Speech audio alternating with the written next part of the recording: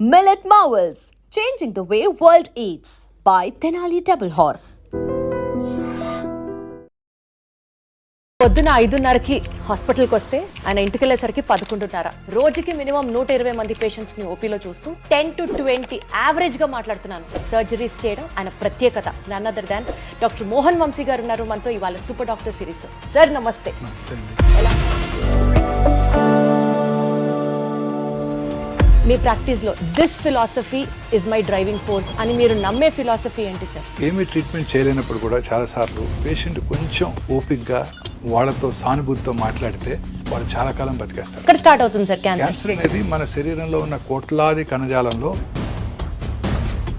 అప్రతీతంగా పెరిగిపోవటానే cancer అంటారు. Male కి కూడా బ్రెస్ట్ క్యాన్సర్ వస్తుందా సార్? వచ్చండి, మెన్లో కూడా బ్రెస్ట్ క్యాన్సర్ వస్తుంది. అంటే పెద్దవాళ్లకు ఉన్నంత ట్రీట్మెంట్ కష్టాలు చిన్న పిల్లలకు ఉండవా సార్ క్యాన్సర్ కి సంబంధించి? రోగనిరోధక శక్తి చాలా బాగుంటుంది. పిల్లల్లో సైడ్ ఎఫెక్ట్స్ చాలా తక్కువగా ఉంటాయి. అంటే నిద్రకి క్యాన్సర్ కి కూడా సంబంధం ఉందంటారు. అయితే నిద్రపోతే క్యాన్సరే రాదు. మంచి నిద్ర అంటే ఎలా ఉంటుంది సార్? నాకు తెలియదు. మోహన్ వంశీ గారి డైట్ సీక్రెట్ ఏంటి? నాకున్న ఒకే hobby become a great chef. Oh my God, that's wonderful, that's wonderful. Even cervical cancer కూడా ఆడవాళ్ళలో ఎక్కువగా వింటున్నాం సార్. అవునండి, సర్వికల్ క్యాన్సర్ ఇన్సిడెన్స్ తగ్గుతుందండి ఇప్పుడు. బికాస్ ఆఫ్ ది పౌడర్ వేసుకుంటే క్యాన్సర్ రావడం ఏంటి సార్? అంటే ఇంటిమేట్ గా ఆ ఇన్నర్స్ లోపల వచ్చే అవకాశం ఎక్కువగా ఉంటుంది. ఒక పేద వ్యక్తికి క్యాన్సర్ వస్తే వెయిట్ చేయాల్సిందేనా సార్? మనం అనుకునే కోరిక అదొకటే. చాలా ఎక్స్పెన్సివ్ అండి, treatment is very expensive. Cancer treatment కి ఇన్సూరెన్స్ ఇస్తారు. అన్ని రకాల క్యాన్సర్ ట్రీట్మెంట్స్ కూడా ఇన్సూరెన్స్ కవర్ అవుతుంది. సైన్ చేశారా మీరు ఇన్సూరెన్స్ పాలసీ కట్టినప్పుడు? చిన్నపిల్లలు మీకు ఇన్సూరెన్స్ ఇస్తారు ఇప్పుడు. అందులో చిన్న లెటర్స్, స్మాల్ లెటర్స్లో చాలా ఉంటాయి. అవన్నీ చదవకుండా మనం చివరిలో సంతకం పెట్టేస్తాం. అందులో చాలా ఉంటాయి, తెలియక సైన్ చేసి తీసుకుంటూ ఉంటారు. సరే, ఎస్పెషల్లీ విమెన్ లో ఇన్నర్ వేర్ ఉండడం వల్ల కానీ బ్రెస్ట్ క్యాన్సర్ రావడానికి ఆస్కారం ఎక్కువ ఉంది. లేదు మేడం, దానికి దీనికి సంబంధం లేదు. Not at all. మీ డ్రీమ్ ఏంటి sir? I have achieved everything whatever I wanted. Paediatric hospital కట్టాలని ఒక కోరిక. Any kid walking into this hospital should get free treatment. ఇది ఒకటే కోరిక.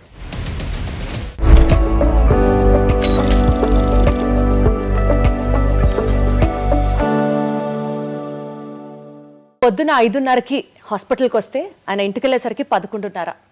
సుమారు ఒక 4-5 గంటలు పడుకుంటే చాలా గొప్ప. రోజుకి మినిమం 120 మంది పేషెంట్స్ని ఓపీలో చూస్తూ 10 to 20 యావరేజ్గా మాట్లాడుతున్నాను. సర్జరీస్ చేయడం ఆయన ప్రత్యేకత. ఇంత ఇదిగా నేను చెప్తున్నానంటే మీకు అర్థమయ్యే ఉంటుంది ఈ పాటికే. One of the leading cancer specialist, cancer surgeons in Hyderabad, and I have to tell it in the nation wide అని చెప్పొచ్చు. And he's none other than doctor Mohan Vamshi garu ఉన్నారు మనతో ఇవాళ సూపర్ డాక్టర్ సిరీస్తో. సార్ నమస్తే. నమస్తే అండి. ఎలా ఉన్నారు సార్? సార్, యాక్చువల్లీ క్యాన్సర్కి సంబంధించి పేషెంట్స్కి ట్రీట్మెంట్ అందించడంలో గత 30 సంవత్సరాలుగా మీరు పెట్టినటువంటి ఎఫర్ట్స్ ఒక్కసారి వెనక్కి తిరిగి చూసుకుంటే సార్, ఇదే నా లైఫ్ మిషన్ అని మీకు ఆ డిఫైనింగ్ మూమెంట్ ఎప్పుడు అనిపించింది సార్?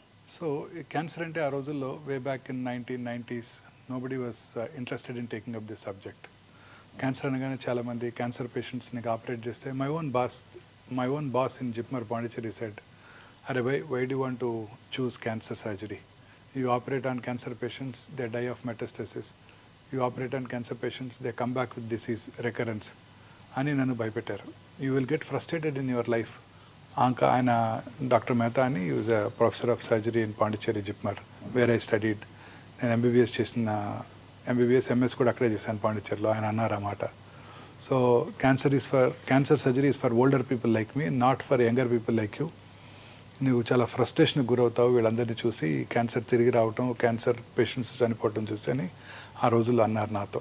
అయినప్పటికీ I was very keen cancer surgery చేయాలని ఆ రోజుల్లోనే అనుకున్నాను అనమాట, వే బ్యాక్ ఇన్ 1990s. ఎందుకు సార్ ఆయన మిమ్మల్ని డిమోటివేట్ చేసిన? Why only cancer? ఆ రోజుల్లో క్యాన్సర్ ప్రోగ్నోసిస్ అలానే ఉండేది. క్యాన్సర్కి ఇంత అడ్వాన్స్ ట్రీట్మెంట్స్ ఉండేవి కావు. సో ఆ రోజుల్లో అక్కడ పాండిచేరిలో క్యాన్సర్ ఇన్సిడెన్స్ కూడా చాలా ఎక్కువ ఉండేది. క్యాన్సర్ పేషెంట్స్ ఎక్కువగా జిప్మార్ పాండిచేరికి వచ్చేవాళ్ళు అనమాట. So it was very challenging. Major surgeries, 6 to 8 hour surgeries, ఒక ఆర్గన్ని తీసేయటం, ఆ తర్వాత వాళ్ళని జాగ్రత్తగా రేడియేషన్, కీమోథెరపీ ఇవ్వడం చాలా ఛాలెంజింగ్గా ఉండేది. So that was very interesting to me. So అందుకే ఎంఎస్ అయిపోగానే ఇమీడియట్గా నేను ఆర్డీఆర్ క్యాన్సర్ ఇన్స్టిట్యూట్ ఎంట్రన్స్ రాసి అక్కడ సీట్ తెచ్చుకోవడం, MCH surgical oncology prestigious institute in the country, cancer institute అడియార్లో నేను నా పోస్ట్ గ్రాడ్యుయేషన్ చేయడం జరిగింది. Sir cancer treatment, cancer prognosis మీరు చెప్పినట్లు చాలా ఛాలెంజింగ్గా ఉన్నప్పటికీ ఈక్వల్గా టైరింగ్గా కూడా అనిపించిందా సార్ ఎప్పుడన్నా? Very tiring madam. చాలాసార్లు చాలా ఫ్రస్ట్రేటింగ్గా కూడా ఉంటుంది. ఎంతో కష్టపడి ఆపరేషన్ చేస్తాము, దానికి కీమోథెరపీ ఇస్తాము, రేడియోథెరపీ ఇస్తాము, ఫస్ట్ ఫాలోఅప్లోనే జబ్బు తిరిగి రావడం జరుగుతుంది. మా సీనియర్ సర్జన్ ఒక ఆయన చెప్పారు, the unpredictable biological behaviour of the cancer makes the most predictable treatment unpredictable. అంటే మనం ఎంతో కష్టపడి ఆ క్యాన్సర్ బిహేవియర్ ఎలా ఉంటుందంటే మనం అసలు ప్రెడిక్ట్ చేయలేము. ఎంతో కష్టపడి దానికి మనం వైద్యం చేసినప్పటికీ కూడా తిరిగి వస్తుంటాయి. అప్పుడు చాలా ఫ్రస్ట్రేటింగ్గా ఉంటుంది, డిప్రెసింగ్గా కూడా ఉంటుంది. ఏంటి సార్ యూజువల్గా ఒక పేషెంట్ బాధతో డాక్టర్ దగ్గరికి వస్తాడు, కానీ డాక్టర్కి కూడా డిప్రెషన్ ఉంటుంది, డాక్టర్ కూడా ఫ్రస్ట్రేటెడ్గా ఫీల్ అవుతారు, డాక్టర్ కూడా స్ట్రెస్ ఫీల్ అవుతారు అని చాలా తక్కువ మంది అర్థం చేసుకుంటారు. Quite stressful to doctors and cancer surgeons. Absolutely sir, I agree. చాలాసార్లు తిరిగి వచ్చినప్పుడు వాళ్ళకన్నా మాకు ఎక్కువ బాధ ఉంటుంది. అంటే వాళ్ళకు ఉండదని కాదు, మాకు కూడా డిప్రెసింగ్గా ఉంటుంది. రిపోర్ట్ వచ్చినప్పుడు వాళ్ళు పోస్ట్ ఫాలోఅప్ వస్తారు, మార్నింగ్ వాళ్ళని ఎగ్జామిన్ చేసి స్కాన్ రాయడం జరుగుతుంది. ఆ స్కాన్ రిపోర్ట్ తీసుకొచ్చినప్పుడు మేము కూడా మనసులో అమ్మో దేవుడా వీరికి రిపోర్ట్ వీరికి రికరెన్స్ రాకూడదు అనుకొని ఓపెన్ చేస్తుంటారు రిపోర్ట్. మేము కూడా మాకు కూడా చాలా టెన్షన్తో ఉంటుంది. ఎట్లా sir, how do you deal with all this stress sir? Being a doctor, ఇంకొకళ్ళకి ఆన్సర్ చెప్పాలి, ఈక్వల్గా మీకు స్ట్రెస్ ఉంటుంది, మీలో కూడా హ్యూమన్ యాంగిల్ ఉంటుంది. డెఫినెట్గా apart from all these things ఒక వందల సంఖ్యలో పేషెంట్స్ ని రోజు చూస్తూ ఉంటారు. ఏంటి సార్ మీకు మోటివేషన్ ఫ్యాక్టర్ ఏంటి? How do you de-stress your self? మనకి ఇది I enjoy this profession. So మనకు ఒక బాధ అంటూ ఏముండదు. ఇప్పుడు if you don't like some profession and you have to work, మనం పని చేయాలంటే మనకి స్ట్రెస్ఫుల్గా ఉంటుంది. ఇది నాకు పని చేయడమే హాబీ. నాకు ఇది స్ట్రెస్ఫుల్గా ఉండదు. ఇది రోజు మార్నింగ్ ఓపీకి వెళ్ళి 100 పేషెంట్స్ చూస్తే నాకు చాలా హ్యాపీగా ఉంటుంది. That it self is meditation for me. This is what the younger generation has to learn from you sir. 8 o'clock ఓపీకి వెళ్తే 1 o'clock అయ్యే వరకు టైం తెలియదు. కడుపులో కొంచెం ఆకలి స్టార్ట్ అయితే 1 o'clock అప్పుడు 1 అయిందా అని టైం చూస్తాను. అద్భుతం సార్, అందుకనే మీరు దేవుడు. టైం తెలియదు మాకు. Right sir. అక్కడ చూస్తూనే ఉంటాను హ్యాపీగా. సార్ పాండిచ్చేరి నుంచి మీరు చేసినటువంటి ఇంటర్నేషనల్ స్టడీస్, అక్కడ ప్రాక్టీస్ చేయడం, ఆ యూనివర్సిటీస్కి వెళ్ళడం, ఫ్రాన్స్ కూడా వెళ్ళి చదువుకున్నారు. సో నేషనల్ వైడ్ అండ్ అంటే గవర్నమెంట్ హాస్పిటల్స్లో పనిచేశారు మీరు, ఇంటర్నేషనల్ హాస్పిటల్స్లో మీ వర్క్ ఎక్స్పీరియన్స్ ఉంది, అక్కడ నుంచి కమింగ్ బ్యాక్ టు ఒమేగా. ఈ మొత్తం మీ యొక్క సైకిల్ చూసుకుంటే సార్, మీ కెరియర్ సైకిల్ చూసుకుంటే, వన్ బిలీఫ్ మీ ప్రాక్టీస్లో, this philosophy is my driving force అని మీరు నమ్మే ఫిలాసఫీ ఏంటి సార్? సో ఏమీ ట్రీట్మెంట్ చేయలేనప్పుడు కూడా చాలాసార్లు పేషెంట్ కొంచెం ఓపిక్గా వాళ్ళతో సానుభూతితో మాట్లాడితే, డెఫినెట్గా వాళ్ళ కాన్ఫిడెన్స్ని గెయిన్ చేస్తే వాళ్ళు చాలా కాలం బతికేస్తారండి. వాళ్ళకి ట్రీట్మెంట్ ఇవ్వలేకపోయినా చాలు, వాళ్ళకి ధైర్యం చెప్పి, నమ్మకం చెప్పి, వాళ్ళకి మనం ఆ డిసీజ్ని ఫేస్ చేసేటట్టు చేయగలిగితే వాళ్ళు చాలా కాలం బతికేస్తారు. చాలాసార్లు లేట్ స్టేజ్ క్యాన్సర్ పేషెంట్స్లో ట్రీట్మెంట్ ఏముండదు. చాలామంది చెప్తారు, నువ్వు కొన్ని వారాలు బతావు, కొన్ని నెలలు బతావు, ఇంటికి వెళ్ళిపోమని. మన దగ్గరికి వచ్చినప్పుడు వాళ్ళు ఎంతో ఆశతో వచ్చినప్పుడు వాళ్ళకి ఎంతో ధైర్యం చెప్పాలి మనం.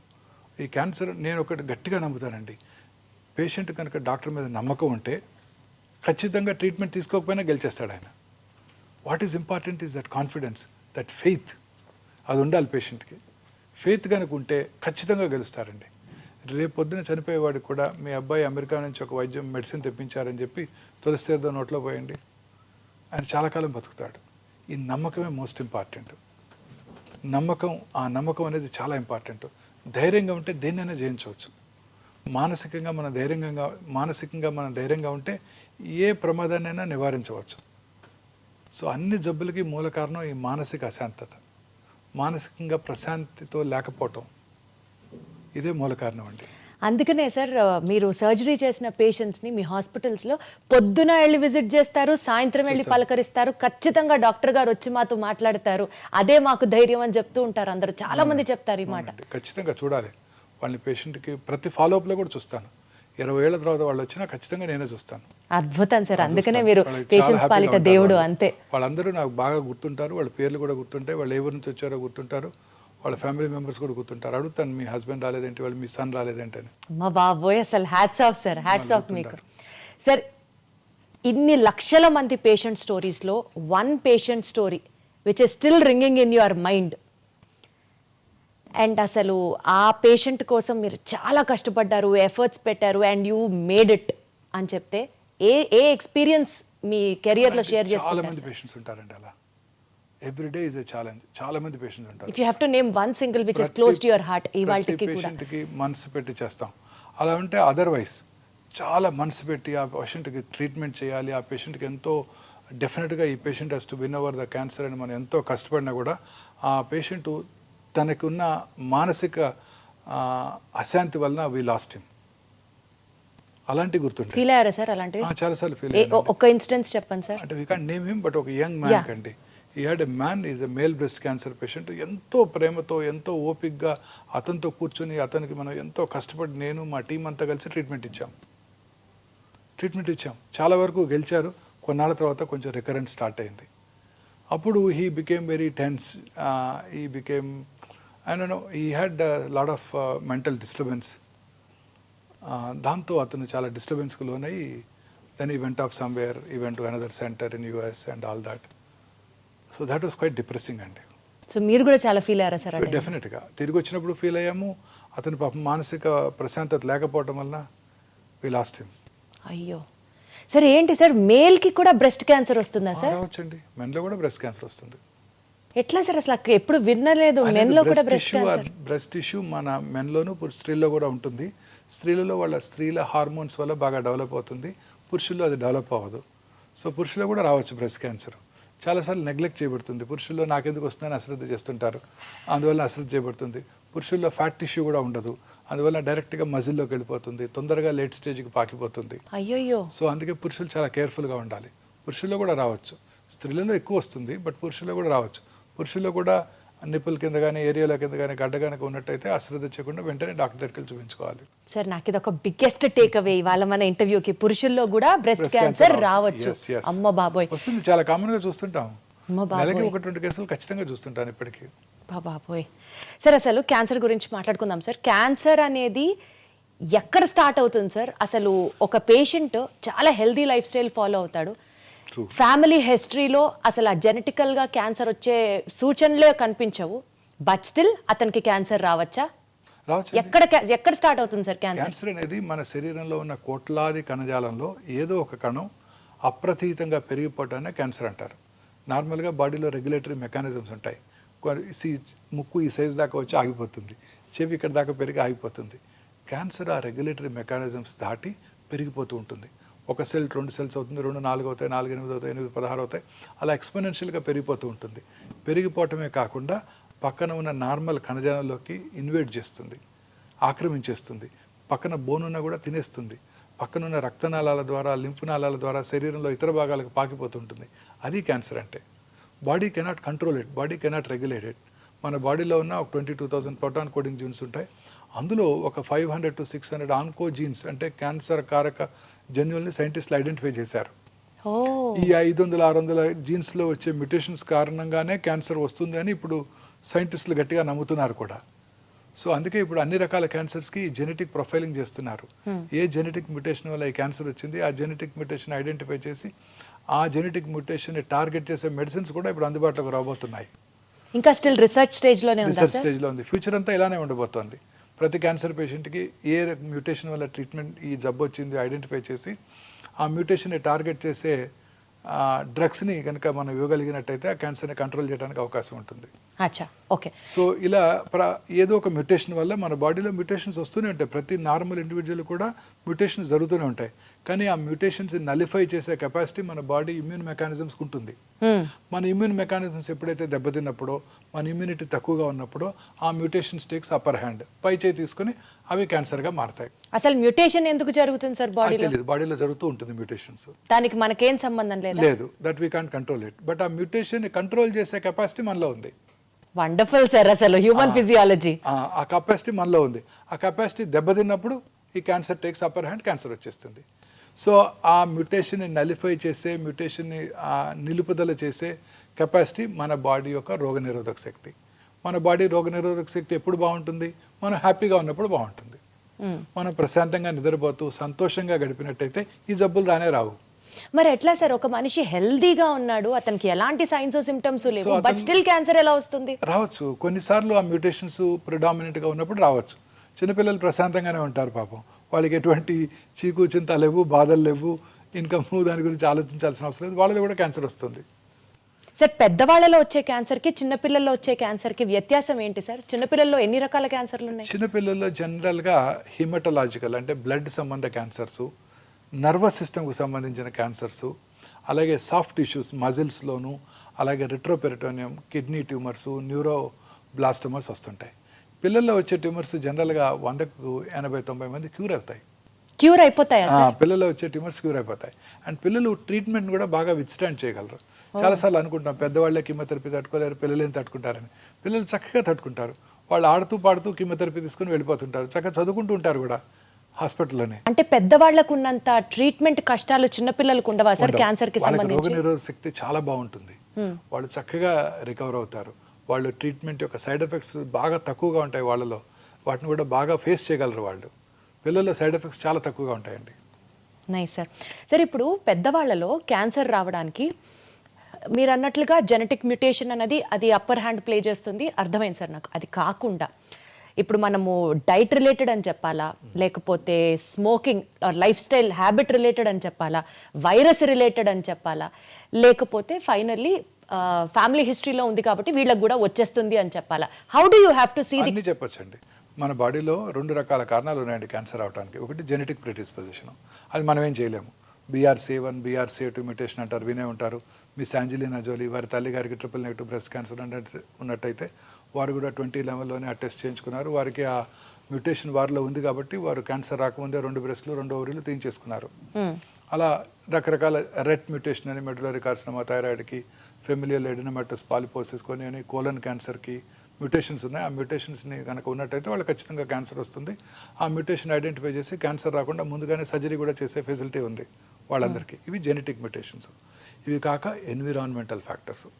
ఎన్విరాన్మెంటల్ ఫ్యాక్టర్స్లో ఇవి మీరు చెప్పినవన్నీ, లైఫ్ స్టైలు, అందులో ఇంక్లూడింగ్ ఫుడ్, దురలవాట్లు, తర్వాత మన చుట్టూ ఉండే ప్లాస్టిక్స్, ఎన్విరాన్మెంటల్ పొల్యూషను, ఇవన్నీ దోహదం చేస్తాయి క్యాన్సర్ రావడానికి.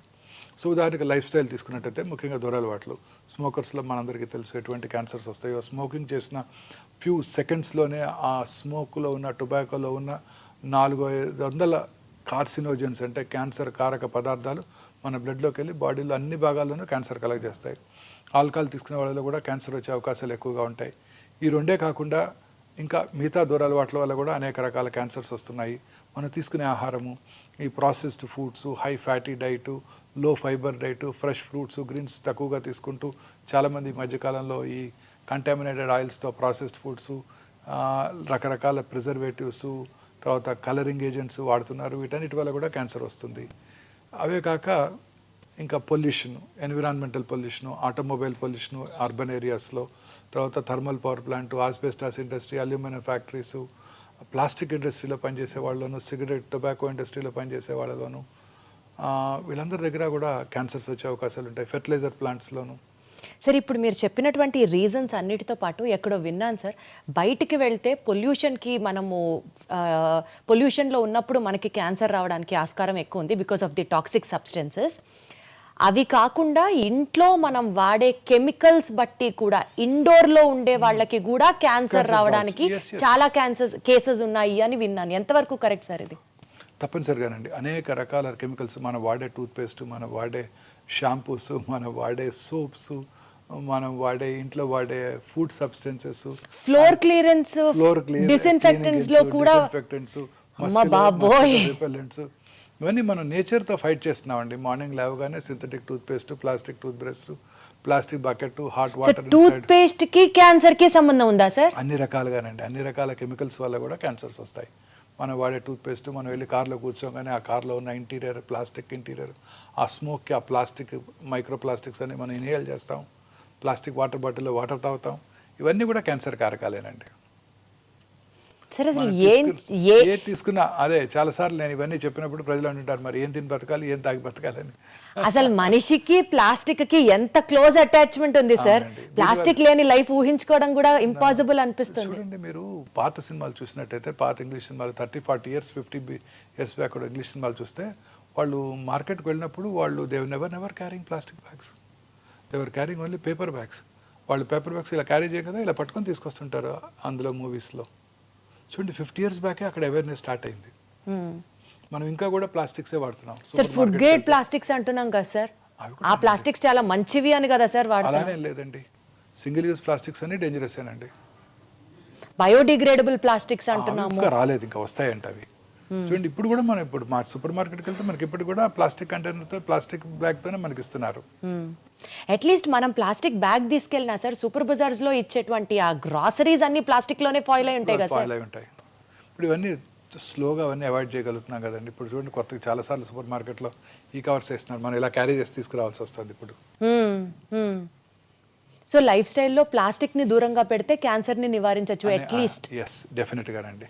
బట్ అది చాలా కష్టం. అది మన ఎంటైర్ మీరు అన్నట్టు మనతో పాటు ఆ ప్లాస్టిక్ కంప్లీట్గా మమేకం అయిపోయింది సార్, మనలో ఉంది కదా సార్. కరెక్ట్ వర్డ్ వాడారు. ఎస్ సార్ ఒక మాట చెప్పండి, ఇవాళ రోజుల్లో సెల్ ఫోన్ ని చూడకుండా ఉండేవాళ్ళు అసలు లేరు. క్లోజ్ అఫినిటీ, ప్లాస్టిక్ ఎట్లా అయిపోయిందో సెల్ కూడా మన ఆత్మ అయిపోయింది. సెల్ ఫోన్ గనక ఎక్కువ వాడితే బ్రెయిన్ ట్యూమర్స్ వస్తుంది అని అంటున్నారు, అది నిజమేనా? ఎస్, ఓల్డెన్ డేస్లో ఈ పాత అంటే ఒక 10 years బ్యాక్ ఉన్న మొబైల్ ఫోన్స్లో రేడియేషన్ ఎక్స్పోజర్ ఎక్కువగా ఉండేది. ఇప్పుడున్న కొత్త ఫోన్స్లో ఆ రేడియేషన్ ఎక్స్పోజర్ లేదండి. దీనివల్ల బ్రెయిన్ ట్యూమర్స్ వచ్చే అవకాశాలు చాలా తక్కువ. ఇంతకుముందు ఉన్న ఫోన్స్ ఒక 10-15 years back cell phone start అయినప్పుడు వచ్చిన ఫోన్స్లో అది ఉండేది. పెరోటిడ్ ట్యూమర్సు అలాగే బ్రెయిన్ ట్యూమర్స్ వచ్చే అవకాశాలు ఎక్కువగా ఉంటాయని అబౌట్ 2014లో WHO గైడ్లైన్స్ కూడా జారీ చేయడం జరిగింది. పిల్లలకి ముఖ్యంగా సెల్ ఫోన్స్ అవాయిడ్ చేయాలని కూడా వాళ్ళు చెప్పడం జరిగింది. అంటే సార్ ఇప్పుడు ఉన్నటువంటి స్మార్ట్ ఫోన్స్ అనాలా, కాస్ట్లీ ఫోన్స్ అనాలా? Smart phones. సో అంటే తక్కువ ఫోన్స్ లో ఇప్పటికీ రిస్క్ ఉంది? లేదండి, తక్కువే ఉంది రిస్క్. ఆ generation of phones have been now discontinued. So పర్వాలేదు, ఫోన్ వాడితే బ్రెయిన్ ట్యూమర్ అయితే రాదు అంతవరకు. కానీ ఫోన్ వాడితే ఇంకా చాలా ప్రమాదాలు ఉన్నాయండి. మీరు రాత్రిపూట మొబైల్ స్క్రీన్ చూస్తూ పడుకున్నారనుకోండి, రాత్రి 10 దాకా 11 దాకా, అది ఆ బ్లూ లైట్ మిమ్మల్ని డిస్టర్బ్ చేస్తుంది. సో మీ నిద్ర డిస్టర్బ్ అవుతుంది. ఆ నిద్ర మనం చక్కగా ఎర్లీగా నిద్రపోయినప్పుడు 9-10 కల్లా నిద్రపోయినట్టయితే 1 o'clock 2 AM మనకి మన బాడీలో మెలటోనిన్ అనే హార్మోన్ ఉత్పత్తి అవుతుందండి. ఆ melatonin as a strong anti cancer properties, అనేక రకాల క్యాన్సర్స్ రాకుండా చేస్తుంది. మీరు రోజు ఆ 11ంటికి పడుకునే ముందు లేట్గా ఈవినింగ్ టీవీ చూడటం, లేట్గా ఆ తర్వాత మొబైల్ ఫోన్ చూస్తూ పడుకోవటం, అందులో మెసేజెస్ ఆన్సర్ చేయటం, మీ వర్క్ అంతా డిక్టేట్ చేయటం మీ అసిస్టెంట్స్కి కొలీగ్స్కి చేస్తూ పడుకుని రాత్రి 10 మొబైల్ ఫోన్తో పడుకున్నారనుకోండి, ఆ బ్లూ లైట్తో your entire rhythm gets disturbed. Sir ఇప్పుడు ఇదే పాయింట్ మీద ఒక డౌట్ సార్, 2-3 ఆ టైంలో మెలటోనిన్ హార్మోన్ సెక్రీట్ చేస్తుంది body, that has anti cancer properties అంటున్నారు. It has many other properties also.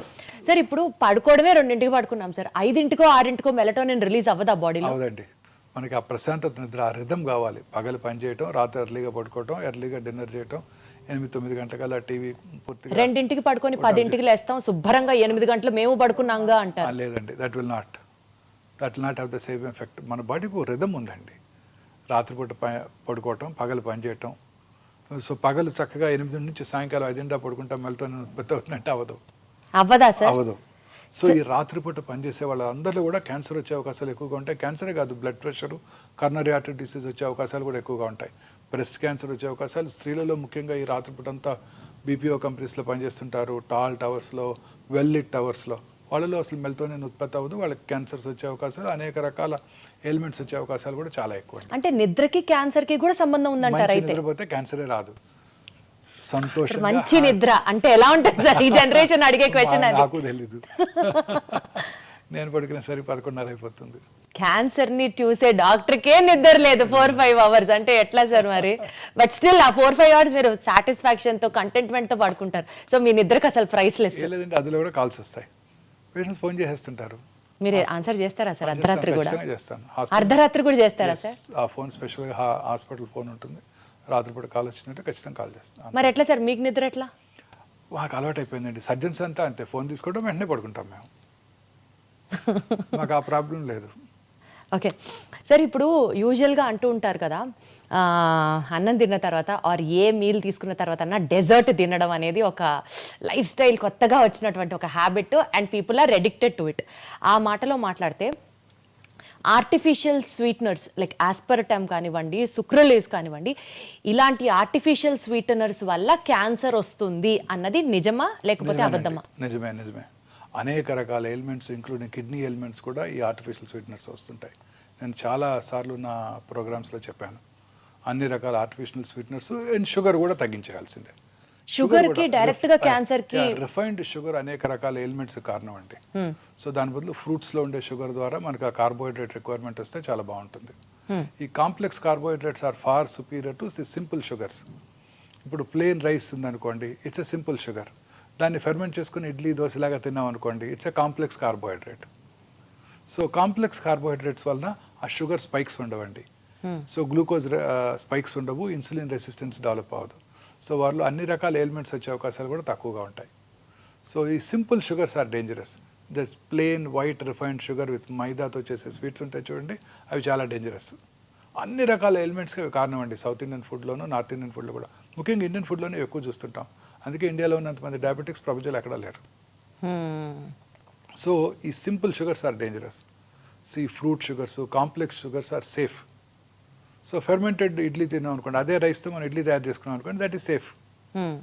అదే రైస్తో దోశ చేసుకున్నాం, fermented food, they are safe. కానీ సార్ మనం అవాయిడ్ చేయండి అని చెప్పడం యాజ్ అ డాక్టర్ మీరు చెప్తారు, బట్ ఆన్ ప్రాక్టికల్ నోటు ఏదో ఒక రోజు, ఈ రోజు ఫ్రెండ్ పిలిచాడనో, మరుసటి రోజు ఆఫీస్లో పార్టీ అనో, ఫ్యామిలీ ఫంక్షన్ అనో ఏదన్నా కావచ్చు కదా, తినాల్సి వచ్చింది sir. Then how do we plan our life style sir? అసలు తిననే కూడదంటారా? అలా ఒకటిసారి 2 సార్లు తింటే ఏం ప్రాబ్లం లేదండి. మితంగా తీసుకుంటే ఏదైనా మంచిదే, ఎక్కువగా తీసుకోకూడదు. మన లైఫ్ స్టైల్ మనం పూర్తిగా ఒక మంచి లైఫ్ స్టైల్లో ఉండాలంటే equally good amount of protein, good amount of carbohydrate, preferably unprocessed foods, natural sugars, natural ఫుడ్స్తో మనం అది చూసుకోవాల్సి ఉంటుంది. డైటరీ దీనికి అలవాటు పడిపోవాలి మనం. Morning good amount of fruits, తర్వాత some amount of nuts. Fruits కూడా ఒకేసారి ఫ్రూట్సే తినకూడదు, వాటితో పాటు కొంచెం నట్స్, కార్బోహైడ్రేట్ తీసుకుంటే షుగర్ స్పైక్స్ తగ్గిపోతాయి అన్నమాట. తర్వాత మనం తీసుకునే మధ్యాహ్నం మీల్లో కూడా ఐసీఎంఆర్ గైడ్లైన్స్ వచ్చేసాయి. 56% of our ailments are due to food consumption. Ailments itself are due to food consumption sir? Like for example if you have to explain. అన్ని రకాల ఎయిల్మెంట్స్కి ఫుడే కారణం అండి. సో మన ఫుడ్ అంటే ఎట్లా సార్, ఎట్లా ఫుడ్ ఇంటేక్ ఎయిల్మెంట్స్ కి ఎట్లా? అన్ని రకాల, అంటే ఏ ఎయిల్మెంట్ అయినా కూడానండి, మనకు ఉదాహరణ కర్నరీ ఆర్టరీ డిసీజ్ కానివ్వండి, మన ఇంప్రూవ్డ్ సెర్బ్రోవాస్కులర్ యాక్సిడెంట్స్ కానివ్వండి, అల్జీమర్స్ డిసీజ్ కానివ్వండి, అన్నిటికీ కూడాను మనం తీసుకునే ఆహారమే ముఖ్యమండి. మనం చక్కగా ఫ్రెష్ ఫ్రూట్స్, వెజిటబుల్స్ ఎక్కువగా తీసుకుంటూ, ప్రాసెస్ ఫుడ్స్, రెడ్ మీట్ అవి తక్కువగా తీసుకుంటూ, హెల్దీ ఫుడ్ అంటే ఫుడ్స్ అవి రెగ్యులర్గా కన్జ్యూమ్ చేస్తూ, గ్రీన్స్ అవి ఎక్కువగా తీసుకుంటూ, రెగ్యులర్గా ఎక్సర్సైజ్ చేస్తూ, దురలవాట్లకు దూరంగా ఉంటూ, లీన్ బాడీ మాస్ మెయింటైన్ చేస్తే అన్ని రకాల ఎలిమెంట్స్కి దూరంగా ఉండొచ్చు. మోహన్ వంశీ గారి డైట్ సీక్రెట్ ఏంటి, ఫిట్నెస్ సీక్రెట్ ఏంటి అంటే ఏం చెప్తారు సార్? మీరు ఏం తింటారు సార్ చెప్పండి?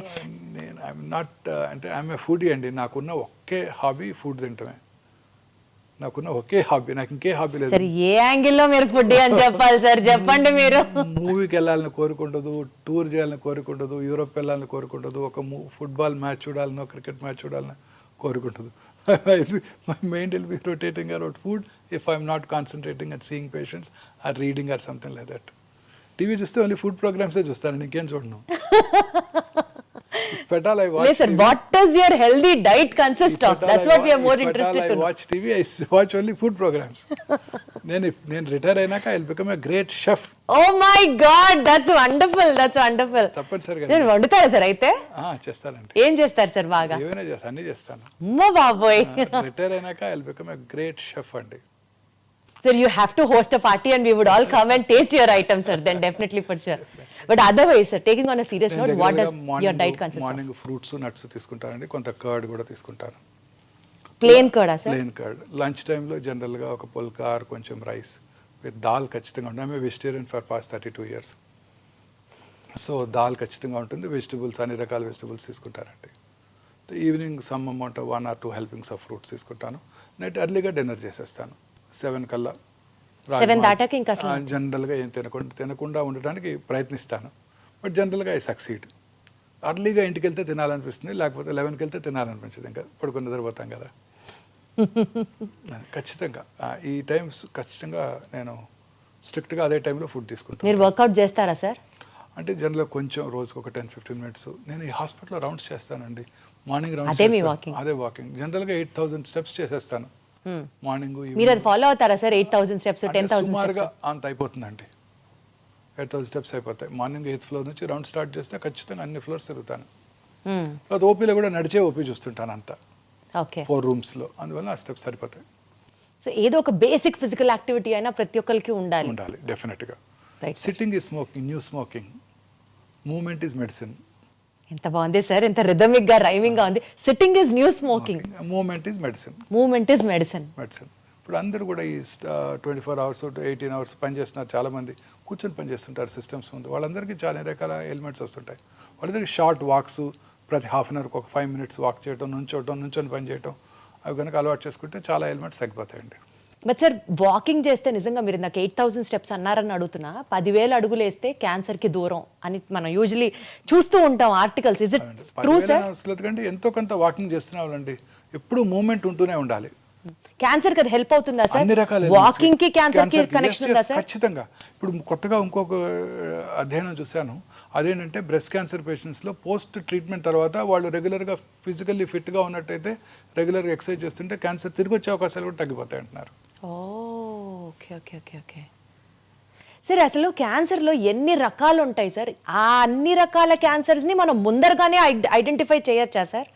క్యాన్సర్ అంటే మనం అనుకున్నట్టు ఏదో కణజాలం నుంచి క్యాన్సర్ రావచ్చండి. సో బ్రాడ్గా 2 రకాల క్యాన్సర్స్ చూస్తుంటాం. ఒకటి సాలిడ్ ఆర్గన్స్ అంటే బ్రెస్ట్, లంగ్, బోను, బ్రెయిన్, కోలను, స్టమక్ అనమాట. రెండోది హిమటలాజికల్ అంటే బ్లడ్ సంబంధ క్యాన్సర్స్. బ్లడ్ బాడీ అంతా ఉంటుంది కదండి. ఇవన్నీ జనరల్గా బోన్ మ్యారోలో తయారై బ్లడ్ క్యాన్సర్స్ ద్వారా మనకు మేనిఫెస్ట్ చేస్తాయి. సో ఈ 2 రకాల క్యాన్సర్స్ డిఫరెంట్గా ఉంటాయి అనమాట. ఈ సాలిడ్ ట్యూమర్స్కి ట్రీట్మెంట్ వేరుగా ఉంటుంది, హిమటలాజికల్ మెలిగ్నెన్సీస్కి ట్రీట్మెంట్ వేరుగా ఉంటుంది. హిమటలాజికల్ మెలిగ్నెన్సీ జనరల్గా కీమోథెరపీ, టార్గెటెడ్ థెరపీస్, ఇమ్యూనోథెరపీస్ ఉంటాయి. సాలిడ్ ట్యూమర్స్కి సర్జరీ, రేడియేషన్, కీమోథెరపీ అవి ఉంటుంటాయి అనమాట. సో ఈ క్యాన్సర్స్ అన్నీ కూడాను డిఫరెంట్ స్పెషలిస్ట్ వీటిని హ్యాండిల్ చేస్తుంటారు క్యాన్సర్కి. సో క్యాన్సర్ యొక్క బిహేవియర్ అనేది ట్యూమర్ యొక్క గ్రేడ్ని బట్టి ఆధారపడి ఉంటుంది. చాలామందికి ఒకే రకమైన క్యాన్సర్. ఒకసారి నాకు ఒక పేషెంట్ వచ్చారు, ఒక 20 years బ్యాక్ నేనే ఆ పేషెంట్కి బ్రెస్ట్ క్యాన్సర్ సర్జరీ చేశాను. అప్పుడు సర్జరీ అయిపోయిన వెంటనే అది అప్పుడు estrogen receptor, progesterone receptor positive breast cancer. Surgery అయిన వెంటనే వాళ్ళకి కొంచెం లోకల్ రేడియేషన్ ఇవ్వడం జరిగింది. ఆ రోజుల్లో చిన్న టెక్నాలజీ తక్కువగా ఉండేది, పెద్ద కాస్ట్లీ ట్రీట్మెంట్ ఉండేది కాదు. ఆ తర్వాత చిన్న ట్యాబ్లెట్ తీసుకున్నారు, 16 ఏళ్ళు 17 ఏళ్ళు బ్రతికేశారు. 17 ఏళ్ళ తర్వాత రెండో బ్రెస్ట్లో క్యాన్సర్ వచ్చింది. ఈసారి cancer estrogen receptor, progesterone receptor negative cancer. అంటే హార్మోన్ థెరపీకి లొంగదని అర్థం, అగ్రెసివ్ ట్యూమర్ అని అర్థం. తర్వాత HER2 రిసెప్టార్ అని ఇంకోటి ఉంటుంది, అది టార్గెటెడ్ థెరపీ, అది పాజిటివ్ వచ్చింది. సో ఈసారి సర్జరీ తర్వాత ఎక్స్పెన్సివ్ రేడియేషన్ ఇవ్వాల్సి వచ్చింది. లెఫ్ట్ సైడెడ్ క్యాన్సరు, కొంచెం స్పెషలైజ్డ్ రేడియేషన్, హార్ట్ని ప్రొటెక్ట్ చేయడానికి ఆ టార్గెటెడ్ థెరపీకి లక్షలు ఖర్చు అయింది. అయినా కానీ ఒక 2 yearsలో తిరిగి వచ్చేసింది. మళ్ళీ తిరిగి వచ్చింది.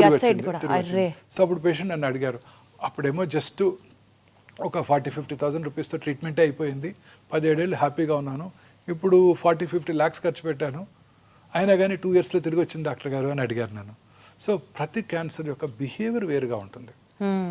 So cancer behaviour is more important. Cancer grade అంటే tumour grade, tumour how aggressive the tumour is అనేది మనకి చాలా ఇంపార్టెంట్. ఎట్లా తెలుస్తుంది సార్? అది there are test for that. Every క్యాన్సర్కి ఏ రకమైన క్యాన్సర్స్ అగ్రెసివ్గా బిహేవ్ చేస్తే దానికి కావాల్సిన మార్కర్స్ ఉన్నాయి.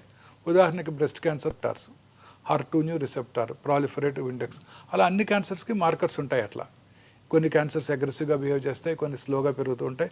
స్లోగా పెరిగే క్యాన్సర్ లేట్ స్టేజ్లో ఉన్నా చాలా కాలం బ్రతికేస్తారు. అగ్రెసివ్గా ఉండే క్యాన్సర్స్ ఎర్లీ స్టేజ్లో వచ్చినా తిరిగి వచ్చే అవకాశాలు ఎక్కువగా ఉంటాయి. జనరల్గా అది అగ్రెసివా నాన్ అగ్రెసివా అని కూడా టెస్ట్లో మనకు తెలుస్తుందా sir? Yes, very correct, true, very true, తెలిసిపోతుంది. Oh, సో జనరల్గా చిన్న వయసులో వచ్చే క్యాన్సర్స్ అంటే 20 to 40 years మధ్యలో వచ్చే క్యాన్సర్స్ అగ్రెసివ్గా ఉంటాయి, ఎక్సెప్ట్ థైరాయిడ్. పెద్ద వయసులో వచ్చే క్యాన్సర్ స్లోగా పెరుగుతాయి. థైరాయిడ్ క్యాన్సర్ కాదు కదా సార్? Except thyroid. థైరాయిడ్లో కూడా క్యాన్సర్స్ వస్తాయండి, వెరీ కామన్. థైరాయిడ్ క్యాన్సర్స్ ఒక్కటే చిన్న వయసులో వస్తే స్లోగా పెరుగుతాయి, పెద్ద వయసులో వస్తే ఫాస్ట్గా పెరుగుతాయి. మిగతా అన్ని క్యాన్సర్స్ జనరల్గా ఎల్డర్లీ ఏజ్లో వచ్చినప్పుడు స్లోగా పెరుగుతాయి, చిన్న వయసులో 20 to 40 మధ్యలో వచ్చినప్పుడు ఫాస్ట్గా పెరుగుతాయి. అంటే యూజువల్గా ఇప్పుడు ఈ థైరాయిడ్ హార్మోన్ ఇంబ్యాలెన్స్ అనేది ఎక్కువ వింటూ ఉంటాం కదా సార్, థైరాయిడ్, PCOD, PCOS ఇట్లా చెప్తూ ఉంటారు కదా sir. So thyroid deficiency or hyper activeness of thyroid gland might also lead to cancer. లేదండి, అది వేరు, టోటలీ వేరు. ఇది ఫిజియలాజికల్. థైరాయిడ్ చాలామంది నాకు చెప్తుంటారు నాకు థైరాయిడ్ ఉందని. థైరాయిడ్ అందరికీ ఉంటుంది, కొన్నిసార్లు ఎక్కువ పనిచేస్తుంది, హైపర్ ఫంక్షనింగ్ వేరు అన్నట్టు, కొన్నిసార్లు అసలు పనిచేయదు. నడి వయసులో చాలా మంది లేడీస్లో ఈ ప్రాబ్లం చూస్తుంటాం, హైపోథైరాయిడ్ అంటాం. సో అది వేరు, అది టోటలీ డిఫరెంట్. థైరాయిడ్ గ్లాండ్లో క్యాన్సర్ అవటం వేరు. థైరాయిడ్ గ్లాండ్ యొక్క ఫంక్షన్కి క్యాన్సర్కి సంబంధం లేదు మేడం. థైరాయిడ్ గ్లాండ్లో నార్మల్ ఫంక్షనింగ్ థైరాయిడ్లో కూడా చిన్న లంప రావటం, లోవర్ పార్ట్ ఆఫ్ ద నెక్లో ఎక్కడ లంప్ వచ్చినా ఇమీడియట్గా అశ్రద్ధ చేయకుండా మనం పరీక్ష చేయించుకోవాలి ఎవరైనా సరే. సార్ ఇందాక మీరు అన్నట్లుగా జీన్ మ్యూటేషన్ టెస్ట్ అని అన్నారు చూడండి, అంటే ఫ్యూచర్లో పలానా వ్యక్తికి క్యాన్సర్ వస్తుందా అని కూడా మనం ముందుగానే టెస్ట్ చేసుకొని చేయొచ్చా సార్? ఏజ్ నుంచి చేయొచ్చు అది? మొన్న మధ్య Zerodha CEO mister Nikhil Kamath mister bill gates podcast చేశారు. అప్పుడు ఆయన అడిగారు, మా యంగ్ ఆంటర్ప్రినర్స్కి మీరు ఇచ్చే సలహా ఏంటి, వారి హెల్త్ ఎలా మెయింటైన్ చేసుకోవాలని. ఆయన ఏమన్నారు, నేను రెగ్యులర్గా స్క్రీనింగ్ చేసుకుంటాను, ఎవ్రీ ఇయర్ టెస్టులు చేయించుకుంటాను, రొటీన్ టెస్ట్, అన్ని రకాల టెస్టులు చేయించుకుంటాను, అండ్ వైటమిన్స్ రెగ్యులర్గా తీసుకుంటున్నాను, because there is no down side. రీసెంట్గా ఒక టెస్ట్ వచ్చింది, ఈ టెస్ట్ కనుక చేయించుకున్నట్టయితే నెక్స్ట్ ఫ్యూ ఇయర్స్లో క్యాన్సర్ వచ్చేది లేనిది నేను ముందే తెలుసుకోవచ్చు. ఈ CT scan, PET CT scan, PET MR పట్టుకోకముందే నేను ఈ కొత్త టెస్టులు క్యాన్సర్ రావడానికి ముందుగా పసిగట్టేస్తాయి. ఆ టెస్ట్ కూడా నేను రెగ్యులర్ చేయించుకుంటున్నాను. అమెరికాలో insurance companies cover that. I don't know, it's an expensive test. ఇండియాలో మీ ఇన్సూరెన్స్ కంపెనీస్ కవర్ చేస్తాయో లేవో నాకు తెలియదు అని కూడా ఆయన అన్నారు. అదే అడగబోతున్నాను. ఆ టెస్ట్ ఇప్పుడు మనకి హైదరాబాద్లో అందుబాటులోకి వచ్చింది. మనకి ఒమేగాలో చేస్తారా సార్ ఆ టెస్ట్? చేస్తారు, ఇదే లాంజివిటీ లాంజ్లో చేస్తాం. అదేంటంటే సింపుల్ బక్కల్ స్మియర్ తీసుకొని ఆ ఎగ్జోమ్ స్టడీ అంటారు. ఇందాక మనం డిస్కస్ చేసాము, ఒక 400 to 500 ఆంకోజీన్స్ ఉన్నాయి. ఈ ఆంకోజీన్స్లో వచ్చే మ్యూటేషన్ వల్లే క్యాన్సర్ వస్తుంది. ఈ మ్యూటేషన్స్ని ట్రిగర్ చేసేది ఎగ్జోమ్స్. ఓకే, ఎగ్జోమ్స్. ఆ ఎగ్జోమ్స్ని మనం అనలైజ్ చేసి క్యాన్సర్ రావటాన్ని ముందుగా పసిగట్టేయచ్చు. ఓకే. సో అంటే ఫర్ ఎగ్జాంపుల్ ఈ పర్టికులర్ ఇండివిజువల్కి కోలన్ క్యాన్సర్ వస్తుంది అని కనుక మనం ప్రెడిక్ట్ చేసినట్టయితే ఆ పర్టికులర్ ఇండివిజువల్కి డైటరీ హెల్ప్, అంటే బాగా గ్రీన్స్, వెజిటబుల్స్ ఎక్కువగా తీసుకుంటూ, ప్రాసెస్ మీట్ తక్కువగా తీసుకుంటూ, ఆల్కహాల్ తీసుకున్నట్టయితే అవి మానిపించేసి, ఎందుకంటే alcohol increases the risk of colon cancer. తర్వాత కిమో ప్రొఫైలాక్సిస్ ఉంది. ఆస్పిరిన్, మనం బ్లడ్ థిన్నర్స్ వాడుతుంటాం, మీరు వినే ఉంటారు, ఆస్పిరిన్, లో డోస్ ఆస్పిరిన్. ఆ లో డోస్ ఆస్పిరిన్ తీసుకునే వాళ్ళలో కోలన్ క్యాన్సర్ వచ్చే అవకాశాలు తక్కువగా ఉంటాయి. సో ఆయనకి ఆస్పిరిన్ ఇవ్వటం, నెలకు ఒకసారి ఫీకల్ అక్కల్ బ్లడ్ టెస్ట్ చేయించుకోవటం, అవసరమైతే బ్లడ్ ఉన్నట్టయితే సిగ్మాడోస్కోపీ, కొలనోస్కోపీ చేసి ఏమైనా పాలిప్స్ ఉన్నట్టయితే ఆ పాలిప్స్ రావడంతోనే వాటిని తీసివేయడం ద్వారా క్యాన్సర్ రావటాన్ని నివారించవచ్చు. నివారించవచ్చా సార్? ఆర్ లేట్ చేయొచ్చా? నివారించవచ్చు. అద్భుతం, అద్భుతం అసలు. లేదా చిన్నగా క్యాన్సర్ ప్రీ క్యాన్సరస్ ఫేజ్లో ఉండగానే దాన్ని పట్టుకొని దాన్ని సర్జరీ కనుక చేసేస్తే మనం క్యాన్సర్ రాకుండా నివారించిన వాళ్ళం అవుతాం. అద్భుతం సార్. అలా ఉదాహరణకు ఒక స్త్రీకి బ్రెస్ట్ క్యాన్సర్ వస్తుందని ప్రెడిక్ట్ చేసామనుకోండి, రెగ్యులర్గా చెక్ చేసుకుంటూ ఉంటారు. వారు ఎలా పరీక్ష చేసుకోవాలో వారికి నేర్పిస్తాం. స్త్రీకి వారు పరీక్ష చేసుకున్నట్టయితే వారి యొక్క బ్రెస్ట్ మీద వారికి అవగాహన పెరిగి ఆ బ్రెస్ట్లో వచ్చే చిన్న చిన్న మార్పులను కూడా గ్రహించి డాక్టర్ నోటీస్కి తీసుకురావడం జరుగుతుంది. రెగ్యులర్గా అల్ట్రాసౌండ్ చేసుకోవటం, అవసరమైతే సంవత్సరానికి మ్యామోగ్రఫీ చేసుకోవటం, ఇంకా మధ్యలో డౌట్ ఉన్నట్టయితే MRI పరీక్ష చేసుకోవటం, ఇంకా అవసరమైతే PET MR చేసుకోవటం ద్వారా క్యాన్సర్ ప్రీ క్యాన్సరస్ ఫేజ్లో ఉండగానే, లేకపోతే క్యాన్సర్ చిన్నగా సబ్ సెంటీమీటర్, 1 సెంటీమీటర్గా తక్కువగా ఉండగానే దాన్ని పట్టుకొని సర్జరీ చేసి తీసేస్తే క్యూర్ చేసేయగలుగుతాం. Excellent sir. సార్ ఏమంటారు సార్, ఆ టెస్ట్ని ముందుగానే క్యాన్సర్ ఉందా లేదా, రావచ్చా లేదా? సింపుల్ ప్రెడిక్టివ్ క్యాన్సర్ స్క్రీనింగ్ అండి. ప్రెడిక్టివ్ టెస్ట్ అన్నమాట. ముందుగానే సింపుల్ బక్కల్ స్మియర్ తీసుకుంటాం. సార్ చాలా ఎక్స్పెన్సివ్ సార్ ఆ test? It cost about 1 lakh అండి. మరి అది నార్మల్ కామన్ పర్సన్ కి కూడా అందుబాటులో ఉండాలంటే ఎట్లా సార్? టైం పడుతుంది. ఏ టెస్ట్ అయినా మీకు తెలుసు కదా, ఇనిషియల్గా దానికి ఉంటుంది, తర్వాత దాన్ని స్లోగా నెంబర్ ఆఫ్ కంపెనీస్ డెవలప్ చేసిన కొలది కాస్ట్ తగ్గిపోతుంది. సో ప్రస్తుతం ఇవాళ రోజున చేయించుకోవాలి 86,000 to 1 lakh ఉందండి. ముందుగానే ప్రెడిక్ట్ చేయవచ్చు. ముందుగానే ప్రెడిక్ట్ చేయొచ్చు. ఇప్పుడు cancer treatment has become prohibitively expensive అండి. ఈ monoclonal antibodies, targeted therapies, I have to talk about that also sir. చాలా ఎక్స్పెన్సివ్ అండి. ఇవన్నీ ఇంపోర్టెడ్ మాలిక్యూల్స్ కదండి. సార్ ఇందాక మీరు ఒక మాట అన్నారు, బ్రెస్ట్ క్యాన్సర్కి సంబంధించి స్క్రీనింగ్ ప్రొసీజర్స్ అని. యూజువలీ సార్, అంటే నేను ఒక బ్రాడర్ పర్స్పెక్టివ్ అడుగుతున్నాను మిమ్మల్ని. ఇప్పుడు లేడీస్ వచ్చి మ్యామోగ్రామ్ చేయించుకోవాలి అన్నా, బ్రెస్ట్ క్యాన్సర్కి సంబంధించిన స్క్రీనింగ్ టెక్నిక్స్ చేయించుకోవాలి అని అన్నా, టెక్నీషియన్ దగ్గర నుంచి రేడియేషన్ రిపోర్ట్ చేసినటువంటి డాక్టర్ దాకా మేల్ ఉండొచ్చు, లేకపోతే వాళ్ళకి కొంచెం ఆ ఎంబరాస్మెంట్ ఉండొచ్చు స్క్రీన్ చేయించుకోవడానికి. ఇలాంటివన్నీ అవాయిడ్ చేయడానికి do we have any other means of? అన్ని హాస్పిటల్స్లో కూడా మ్యామోగ్రఫీ చేసేవాళ్ళు లేడీ టెక్నీషియన్సే ఉంటారు. 100%. మెయిల్ టెక్నీషియన్ ఉండే అవకాశమే లేదండి. ఫీమేల్ టెక్నీషియన్సే ఉంటారు. తర్వాత అల్ట్రాసౌండ్ రూమ్లో కూడా అన్ని హాస్పిటల్స్లోనూ, నో ఎక్సెప్షన్స్, అన్ని హాస్పిటల్లో కూడా విమెన్ టెక్నీషియన్సే ఉంటారు. అద్భుతం. అంటే సార్ చాలా చోట్ల, చాలా మేజర్ హాస్పిటల్స్లో లేడీ డాక్టర్సే ఉంటున్నారు కూడా. ఇప్పుడు మా దగ్గర మెగా బ్రెస్ట్ క్లినిక్లో 100% లేడీ సర్జన్ ఉంటారు, లేడీ రేడియాలజిస్ట్ ఉంటారు, లేడీ టెక్నీషియన్స్ ఉంటారు, లేడీ అల్ట్రాసౌండ్ దగ్గర కూడా నర్సెసే అసిస్టెంట్గా ఉంటారు. 100%. సో ఎస్పెషల్లీ ఆడవాళ్ళకి సంబంధించి ఈ బ్రెస్ట్ క్యాన్సర్, సర్వికల్ క్యాన్సర్కి సంబంధించి కూడా ఎక్కడన్నా టెస్ట్ చేయించుకోవాలి, స్క్రీనింగ్ చేయించుకోవాలి అంటే ఫస్ట్ అక్కడ డాక్టర్స్ ఎవరు ఉంటారు, అయ్యో వాళ్ళకి ఇప్పుడు చూపించాలా అన్న ఒక చిన్న ఇన్హిబిషన్తో ఆగిపోతూ ఉంటారు. అన్ని హాస్పిటల్లో లేడీ డాక్టర్సే ఉంటారండి. అన్ని మేజర్ హాస్పిటల్స్లో కూడా. సార్ ఈ మధ్య కాలంలో రీసెంట్ ఇన్సిడెంట్స్ బ్రెస్ట్ క్యాన్సర్ ఎట్లయితే రేట్ పెరిగిపోయింది అని వింటున్నామో, బాగా పెరిగిపోయింది అని, ఈవెన్ సర్వికల్ క్యాన్సర్ కూడా ఆడవాళ్ళలో ఎక్కువగా వింటున్నాం సార్. అవునండి, సర్వైకల్ క్యాన్సర్ ఇన్సిడెన్స్ తగ్గుతుందండి ఇప్పుడు బికాస్ ఆఫ్ ది వ్యాక్సిన్. అంటే not only because of the vaccine, hygiene ప్రజల్లో అవగాహన పెరగటం వల్ల. See what is the most important cause for cervical cancer? Human papillomatous virus infection. ఈ వైరస్ ఇన్ఫెక్షన్ తేమ కలిగిన వాతావరణంలో, హ్యూమిడ్ ఎన్విరాన్మెంట్, కోస్టల్ ఏరియాస్లో ఎక్కువగా వ్యాప్తి చెంది అక్కడ వాళ్ళకి socially and economically backward sections of the సొసైటీలో హైజీన్ మీద అవగాహన లేదు. డ్యూరింగ్ ఎస్పెషలీ పీరియడ్స్ టైంలో వారికి ఎలా హైజీనిక్గా ఉండాలి అన్న దాని మీద అవగాహన లేకపోవడంతో ఆ వైరస్ ఎక్కువగా వ్యాప్తి చెందుతోంది. అలాగే వారి సెక్షువల్ పార్ట్నర్స్ కూడా హైజీన్ మీద అవగాహన లేదు. చాలామందిలో మల్టిపుల్ సెక్షువల్ పార్ట్నర్స్ కూడా ఉండొచ్చు. వాళ్ళలో ఈ క్యాన్సర్ ఇన్సిడెన్స్ ఎక్కువ. ఇప్పుడు ఇవన్నీ కూడా బాగా తగ్గిపోయాయి. హైజీన్ మీద అందరికీ అవగాహన ఏర్పడింది. స్కూళ్ళలోనే పీరియడ్స్ టైంలో ఎటువంటి హైజీనిక్గా ఎలా ఉండాలో నేర్పుతున్నారు. శానిటరీ నాప్కిన్స్ అందుబాటులోకి వస్తున్నాయి అందరికీ కూడా. సో ఈ క్యాన్సర్ ఇన్సిడెన్స్ బాగా తగ్గిపోయింది. సర్వికల్ క్యాన్సర్ కి సంబంధించిన వ్యాక్సిన్ 4 years నుంచి ఇవ్వచ్చు అంట కదా సార్ పిల్లలకి? 10 years నుంచి ఇవ్వాలి. ఇప్పుడు మొన్న మధ్య లాస్ట్ ఇయర్ బడ్జెట్లోనే మిసెస్ నిర్మలా సీతారామన్ అనౌన్స్ చేశారు, మొత్తం భారతదేశంలో ఉన్న అందరి పిల్లలకి కూడా ఇక నుంచి ఫ్రీగా ఈ సంవత్సరం నుంచి వ్యాక్సిన్ అందజేయడం జరుగుతుంది. యూనివర్సల్ ఇమ్యునైజేషన్ ప్రోగ్రాంలో మిగతా వ్యాక్సిన్స్తో పాటు దీన్ని కూడా ఇంక్లూడ్ చేశారు. ఈ వ్యాక్సిన్ ఇప్పుడు ఇండియాలో మ్యానుఫ్యాక్చర్ చేస్తున్నారు, అందువల్ల కాస్ట్ తగ్గిపోయింది. And government of India proposes to deliver this vaccine to all children. This is only for cervical cancer అండి. ఈ వ్యాక్సిన్ కనుక తీసుకుంటే ప్రైమరీగా ఈ క్యాన్సర్ రాకుండా చేసుకోవచ్చు అండి. సార్ అసలు ఏదన్నా ఒక వ్యాక్సిన్ ఉండి అది ఏ క్యాన్సర్ రాకుండా ఉంటే బాగుండు. అలాంటి ఏదన్నా ఇన్వెన్షన్ దొరికితే బాగుండు sir. I know, but we don't know the cause for cancer yet. ప్రపంచంలో అన్నిటికన్నా ఈ ఒక్క డిసీజ్ మీద ఎక్కువ రీసెర్చ్ జరుగుతుంది. ఈవెన్ కరోనా ఉన్నప్పుడు కూడా కరోనా మీద కూడా అంత రీసెర్చ్ జరగలేదు, ఓన్లీ క్యాన్సర్ మీదే రీసెర్చ్ జరుగుతూ ఉండేది. ఇప్పటికి కూడా we can't achieve breakthrough, but breakthrough వచ్చేస్తుందండి. క్యాన్సర్ ఖచ్చితంగా మనం క్యూర్ కనుక్కుంటాం. క్యాన్సర్ని ప్రివెంట్ చేయలేమేమో కానీ క్యాన్సర్ని ఖచ్చితంగా కనుక్కుంటాం. ఇప్పుడు మనం చెప్పిన ఈ ప్రెడిక్టివ్ టెస్ట్ వల్ల క్యాన్సర్ రావటాన్ని కూడా తగ్గించవచ్చు. అది మాత్రం అద్భుతం. కాకపోతే అది అందరికీ అందుబాటులోకి రావాలి, వచ్చేస్తుంది. ఆ తర్వాత అందుబాటులోకి వస్తుంది. తర్వాత క్యాన్సర్ కూడా ట్రీట్మెంట్ కూడా వచ్చేస్తుందండి. నెక్స్ట్ 10 to 15 yearsలో definitely will have a breakthrough. అనేక రకాల క్యాన్సర్స్కి ఇప్పుడే ఇమ్యూనోథెరపీ డ్రగ్స్ అందుబాటులోకి వచ్చాయి. లేట్ స్టేజ్ క్యాన్సర్స్లో కూడా చాలామంది ఎక్కువ కాలం బ్రతికేస్తున్నారు. కాకపోతే మీరు అన్నట్టు ఆ మోనోక్లోనల్ యాంటీబాడీస్, ఆ ఇమ్యూనోథెరపీస్ అవన్నీ కూడా ప్రొహిబిటివ్లీ ఎక్స్పెన్సివ్. ఇండియాలో తయారవునప్పుడు అవి చాలా ఎక్స్పెన్సివ్గా ఉంటాయి. Once we have to import చేసినప్పుడు చాలా ఎక్స్పెన్సివ్గా ఉంటాయి. ఇప్పుడు అవి పేటెంట్ లాస్ ఎక్స్పైర్ అయినాక ఇండియాలో తయారు చేసినప్పుడు ఇవన్నీ కూడా చాలా తక్కువ కాస్ట్లో మన ప్రజలకు అందుబాటులోకి వస్తాయి. సార్ ఇప్పుడు మీరు ఇంతమంది పేషెంట్స్ని చూస్తున్నారు కదా, ఎక్స్పెన్సివ్ ట్రీట్మెంట్ అని మీరే చెప్తున్నారు కదా సార్. సో ఒక ఫ్యామిలీలో ఒక వ్యక్తికి క్యాన్సర్ వచ్చింది అని తెలిసిన వెంటనే ఫైనాన్షియల్గా వాళ్ళు ఎలా రెడీ అవుతారు సార్? ఆ టిప్స్ చెప్పండి. ప్రిపేర్డ్గా ఎలా, how do they face cancer? Rich patient కూడా పోర్ ఫ్యామిలీ అయిపోతారండి. ఒక్క మెంబర్ క్యాన్సర్ వచ్చిందంటే ఖచ్చితంగా వచ్చిన రోజు సూపర్ డీలక్స్ రూమ్లో ఉంటారు, చివర్లో ట్రీట్మెంట్ తీసుకున్నప్పుడు జనరల్ వార్డులో అడ్మిట్ అవుతారు. So this is the heart fact అండి. చాలా ఎక్స్పెన్సివ్ ట్రీట్మెంట్స్ అండి. Patients want best of the treatments. ఇప్పుడు మ్యామోగ్రఫీ మెషిన్ ఉంది.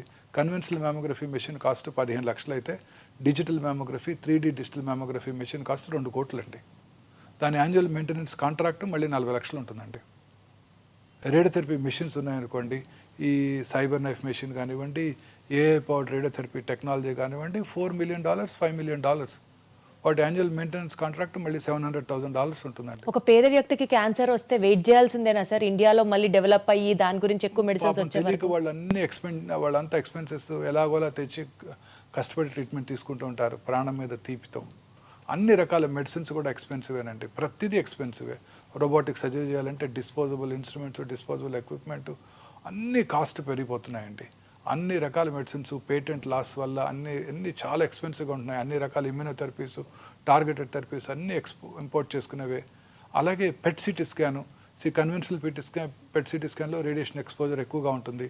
Digital PET scan machine, conventional PET CT scan machine 5 to 6 crores అయినట్టయితే digital PET scan machine 14 to 18 crores అవుతుంది. On top of it annual maintenance contract సంవత్సరానికి అది పెరిగిపోతుంటుంది. And ఎన్నాళ్ళు వాడగలం each machine? Not more than 10 years.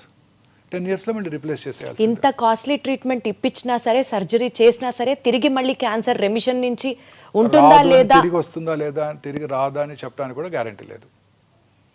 ఇందాక చెప్పాను కదండి, the unpredictable biological behaviour of the tumour makes the most predictable treatment unpredictable. అంటే సార్ అసలు క్యాన్సర్ మనిషికి రానేకూడదు. మనం అనుకునే కోరిక అదొక్కటే.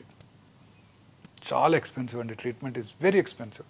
ప్రజలు తిట్టుకుంటూ ఉంటారు డాక్టర్స్ని, బట్ వాళ్ళే బెస్ట్ ట్రీట్మెంట్ కావాలనుకుంటూ ఉంటారు, వాళ్ళే అడుగుతారు. అంటున్నారు కదా సార్, ఏదో కీమోథెరపీలో గేమ్ చేంజర్స్ వచ్చేసాయి, ఇమ్యూనో టార్గెటెడ్ థెరపీస్ అంటే అసలు game changers, but it are very expensive. Very expensive, they are beyond the reach of a rich man. And ఎన్నాళ్ళు వాడాలి? వాడుతూనే ఉండాలి. అదేమి ఒక 6 కోర్సులు వాడి ఆపేస్తే ఇంకా వాడు బతికేస్తారు అనుకుంటే వాడేస్తారు. ₹1 కోటి ఖర్చు పెట్టండి మీకు క్యూర్ అవుతుంది అనుకుంటే రెడీగా ఉంటారు చాలామంది. ఏమి గ్యారంటీ లేదే. మరి ఎట్లా సార్, ఒక పేదవాడికి క్యాన్సర్ వస్తే దిక్కేంటి సార్? అంటే ఇప్పుడు గవర్నమెంట్ అనేక రకాలుగా ఈ ఆయుష్మాన్ భారత్, ఆరోగ్యశ్రీ ద్వారా చాలామంది క్యాన్సర్ పేషెంట్స్కి అతి తక్కువ ఖర్చులో ఫ్రీగా కూడా ట్రీట్మెంట్ చేయగలుగుతున్నాం. అదొక్కటే మనకి గ్రేటెస్ట్ అసెట్. సార్ నాకు ఒకటి అనిపిస్తుంది, చెప్పండి sir if I'm wrong or right.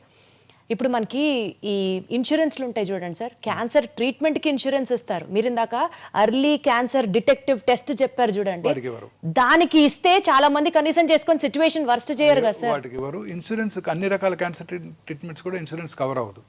అందులో చిన్న చిన్న లెటర్స్లో పెద్ద పాలసీ సైన్ చేశారా మీరు? ఇన్సూరెన్స్ పాలసీ కట్టినప్పుడు ముందు ఇమీడియట్గా మీరు ఒక 50 lakhs $1 crore ఇన్సూరెన్స్ తీసుకోండి.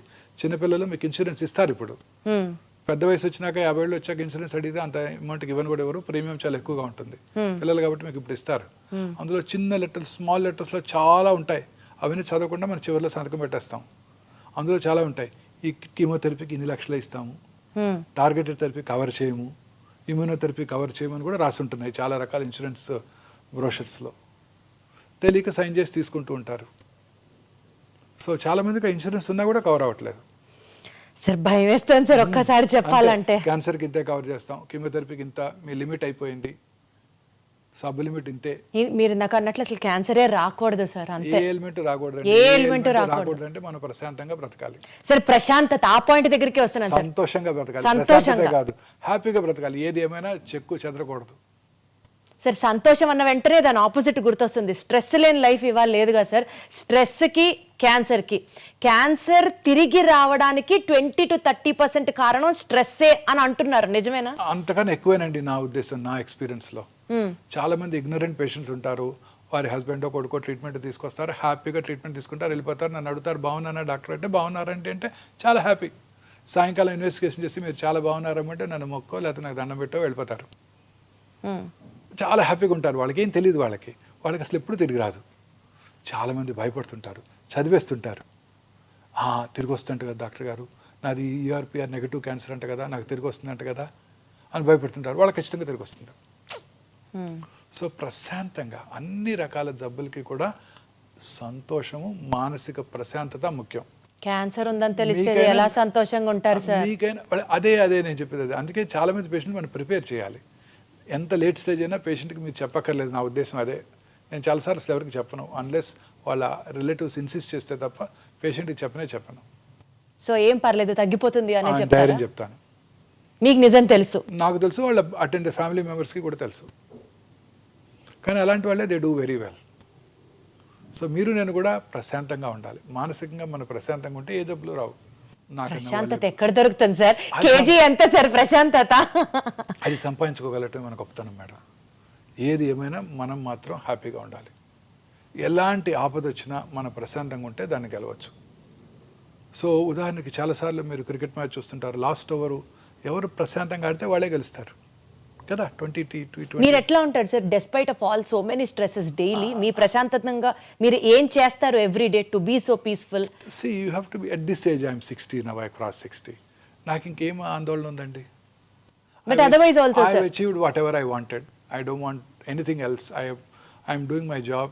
I do రెగ్యులర్గా నా ఫుడ్ మంచిగా చక్కగా తీసుకుంటాను, అన్ని రకాలుగా హ్యాపీగా ఉన్నాను, నాకు ఏ ప్రాబ్లమ్స్ లేవు.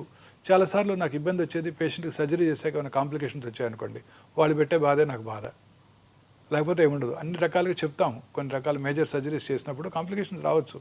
కాంప్లికేషన్ రాకుండా ఏ సర్జన్ కూడా సర్జరీ చేయలేరు. ప్రపంచంలో బెస్ట్ ఆఫ్ ద టీమ్స్కి మేయో క్లినిక్లో అయినా, రాయల్ మాస్టన్ హాస్పిటల్ అయినా కాంప్లికేషన్స్ వస్తాయి సర్జరీ తర్వాత. పేషెంట్స్ ఆ కాంప్లికేషన్ వచ్చినప్పుడు రిలేటివ్స్ మాకు చాలా ఇబ్బంది పెడుతుంటారు. అలాంటి చిన్న చిన్న ఇబ్బందులు తప్ప నాకు ఏ రకమైన ఇబ్బంది నన్ను అసలు బాధ పెట్టదు నన్ను. అంటే మీరు మెడిటేషన్ చేస్తారా సార్ ఎవ్రీడే?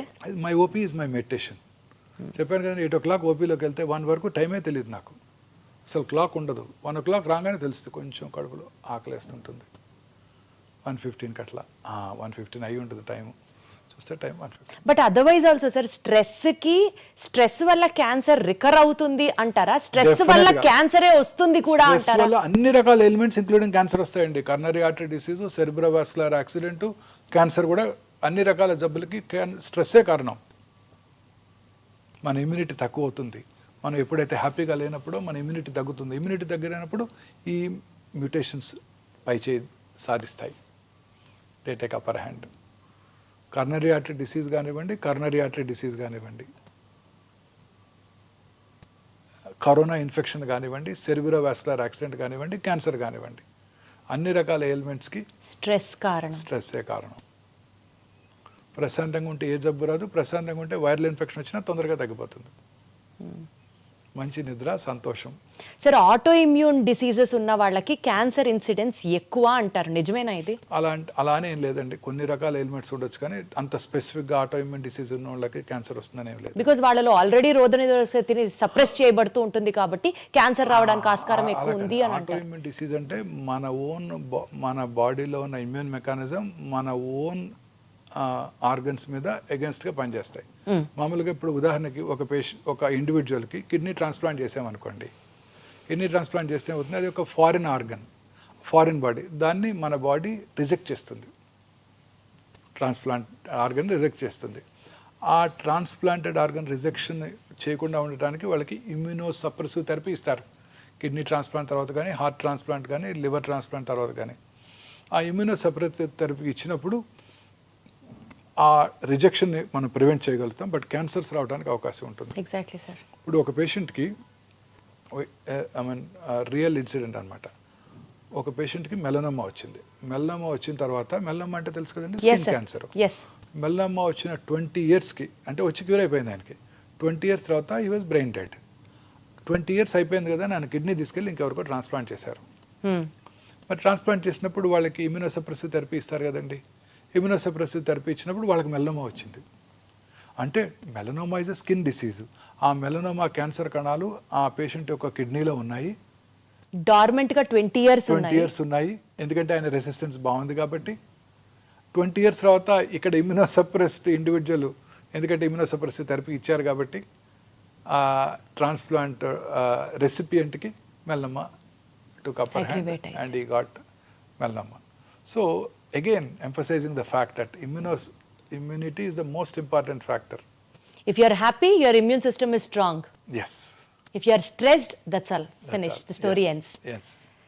సార్ ఇంకొక పాయింట్ సార్, ఇప్పుడు ప్రతి ఒక్కళ్ళు పర్ఫ్యూమ్స్ యూస్ చేయడాలు, అండర్ ఆర్మ్స్ కానివ్వండి, లేకపోతే డియోడ్రెంట్స్ యూస్ చేయడాలు, ఇలాంటి వాటికి బ్రెస్ట్ క్యాన్సర్ వస్తుంది అలానేం లేదండి. అనేక రకాల పర్ఫ్యూమ్స్లో కొన్ని రకాల సబ్స్టెన్సెస్ ఉంటాయి. వాటి వల్ల హార్మోన్ బ్యాలెన్స్ దెబ్బతిని వాళ్ళలో బ్రెస్ట్ క్యాన్సర్, ప్రాస్టేట్ క్యాన్సర్ వచ్చే అవకాశాలు కొంచెం ఎక్కువగా ఉంటాయి కదా. మామూలుగా ఈ బ్రాండెడ్ పర్ఫ్యూమ్స్లో ఈ కెమికల్స్ అన్ని తక్కువగానే వాడుతుంటారు. పర్వాలేదు. చీపర్ పర్ఫ్యూమ్స్ కొన్నప్పుడే ఈ ప్రాబ్లమ్స్ ఉంటాయి. డియోడ్రెంట్స్ వలన చాలా మందిలో ఒక అపోహ ఉంది, డియోడ్రెంట్ రాసుకుంటే బ్రెస్ట్ క్యాన్సర్ వస్తుందని. ఇది పూర్తిగా అపోహం మాత్రమే. డియోడ్రెంట్ వలన బ్రెస్ట్ క్యాన్సర్ రాదు. కానీ మంచి క్వాలిటీ డియోడ్రెంట్స్ వాడుకోవాలి, వెంటిలేషన్ అది బాగుండాలి. చాలా రకాల డియోడ్రెంట్స్ వలన అక్కడ స్వెట్ గ్లాండ్స్ యొక్క డక్ట్స్ బ్లాక్ అయ్యి అక్కడ ఇన్ఫెక్షన్స్ వచ్చే అవకాశం ఎక్కువగా ఉంటుంది. అంతే తప్ప క్యాన్సర్ వచ్చే అవకాశం లేదు.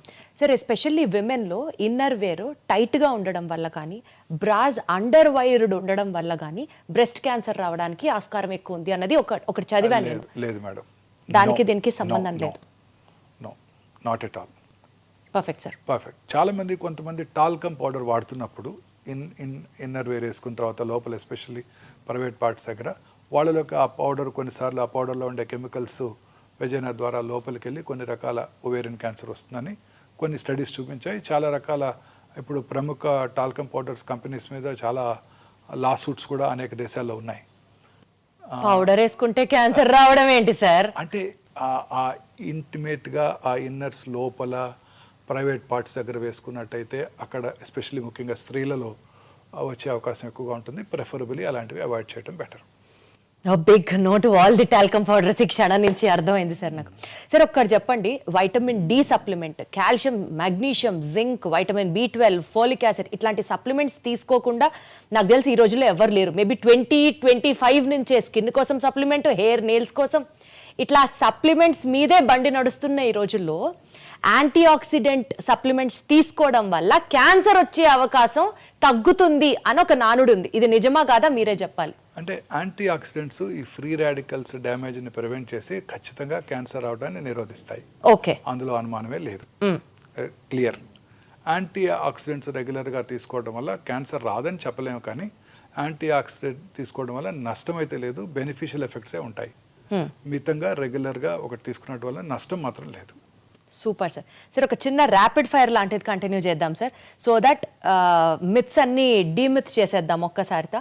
To start with, cancer spreads if a tumour is operated on. ఇది చాలా కామన్ మిస్కన్సెప్షన్ అండి. కత్తి పెడితే క్యాన్సర్ పెరిగిపోతుంది. ఇది ఖచ్చితంగా అపోహ మాత్రమే. క్యాన్సర్ని సర్జరీ చేయడం ద్వారానే క్యూర్ చేయగలం. ఇందాక మనం డిస్కస్ చేసాం సాలిడ్ ట్యూమర్స్, హిమటలాజికల్స్. బ్రెయిన్ ట్యూమర్ నుంచి కాల్లో చిటికెన్ వేలు వరకు వచ్చే మెలనోమా వరకు కూడా అర్లీ స్టేజ్లో క్యాన్సర్ డయాగ్నోస్ చేస్తే సర్జరీ అంటే శస్త్రచికిత్స చేయడం ద్వారానే క్యూర్ చేయగలం. ఇంకా ఏ ఇతర చికిత్స క్యూర్ చేయలేదు. సో ఇది పూర్తిగా అపోహ మాత్రమే. నిజం ఏంటంటే క్యాన్సర్ క్యూర్ చేయాలంటే సర్జరీ చేయాల్సిందే. సార్ అర్లీ స్టేజెస్ లో కనుక డిటెక్ట్ చేస్తే క్యాన్సర్ ని మనం వాళ్ళని కంప్లీట్ గా నివారించచ్చా? క్యాన్సర్ అంటే ఇంకా వాళ్ళ క్యాన్సర్ లేకుండా సర్జరీ చేసి క్యూర్ చేయగలం. సర్జరీ చేసి అర్లీ స్టేజ్ లో కూడా? ఎస్, ఎర్లీ స్టేజ్ లోనే సర్జరీ చేస్తాం. అచ్చా. కార్సినోమా టమ్ కానివ్వండి, బ్రెయిన్ క్యాన్సర్ కానివ్వండి, లంగ్ క్యాన్సర్ కానివ్వండి, అర్లీ స్టేజ్ లోనే సర్జరీ చేయడం జరుగుతుంది. Perfect sir. స్మోక్ చేసే వాళ్ళకే లంగ్ క్యాన్సర్ వస్తుంది? లేదు, స్మోక్ చేయని 12 ఏళ్ళ ఆడపిల్ల కూడా లంగ్ క్యాన్సర్ రావచ్చు. సరే, మగవాళ్ళకి బ్రెస్ట్ క్యాన్సర్ అన్నారు, 12 ఏళ్ళ ఆడవాళ్ళకి లంగ్ క్యాన్సర్ అంటున్నారు. స్మోక్ చేయని 12 ఏళ్ళ ఆడపిల్లకి వారి తండ్రి గారు కూడా స్మోక్ చేయలేదు, పాసివ్ స్మోకర్ కూడా కదా అమ్మాయి, చాలా మంది లేడీస్ రెగ్యులర్గా చూస్తుంటాను. కానీ లేడీస్లో వచ్చే లంగ్ క్యాన్సర్స్ జనరల్గా ఇందాక నేను చెప్పాను జెనెటిక్ మ్యూటేషన్ వల్ల వస్తుందని.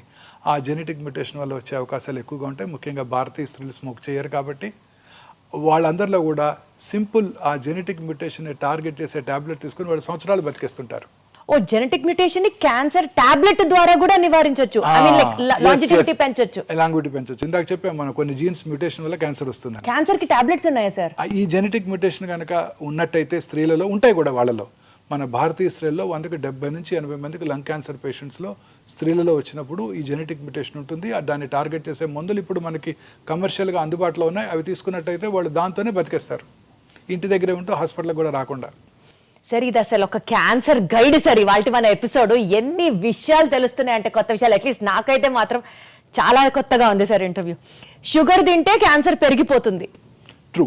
Sugar especially refined white sugar కనుక తీసుకోవటం పూర్తిగా అవాయిడ్ చేయడం బెటర్ అండి. కాంప్లెక్స్ షుగర్స్ తీసుకోవటం, ప్రాసెస్డ్ షుగర్స్ని అవాయిడ్ చేస్తూ కాంప్లెక్స్ కార్బోహైడ్రేట్స్ తీసుకోవటం మంచిది. ఒకసారి క్యాన్సర్ వస్తే తిరిగి మళ్ళీ వస్తూనే ఉంటుంది. క్యాన్సర్ కనుక వచ్చినట్టయితే తిరిగి వచ్చే అవకాశాలు ఎక్కువగా ఉంటాయి. అది ఆ క్యాన్సర్ యొక్క డిసీజ్ స్టేజ్ని బట్టి, క్యాన్సర్ యొక్క బిహేవియర్ని బట్టి ఆధారపడి ఉంటుంది.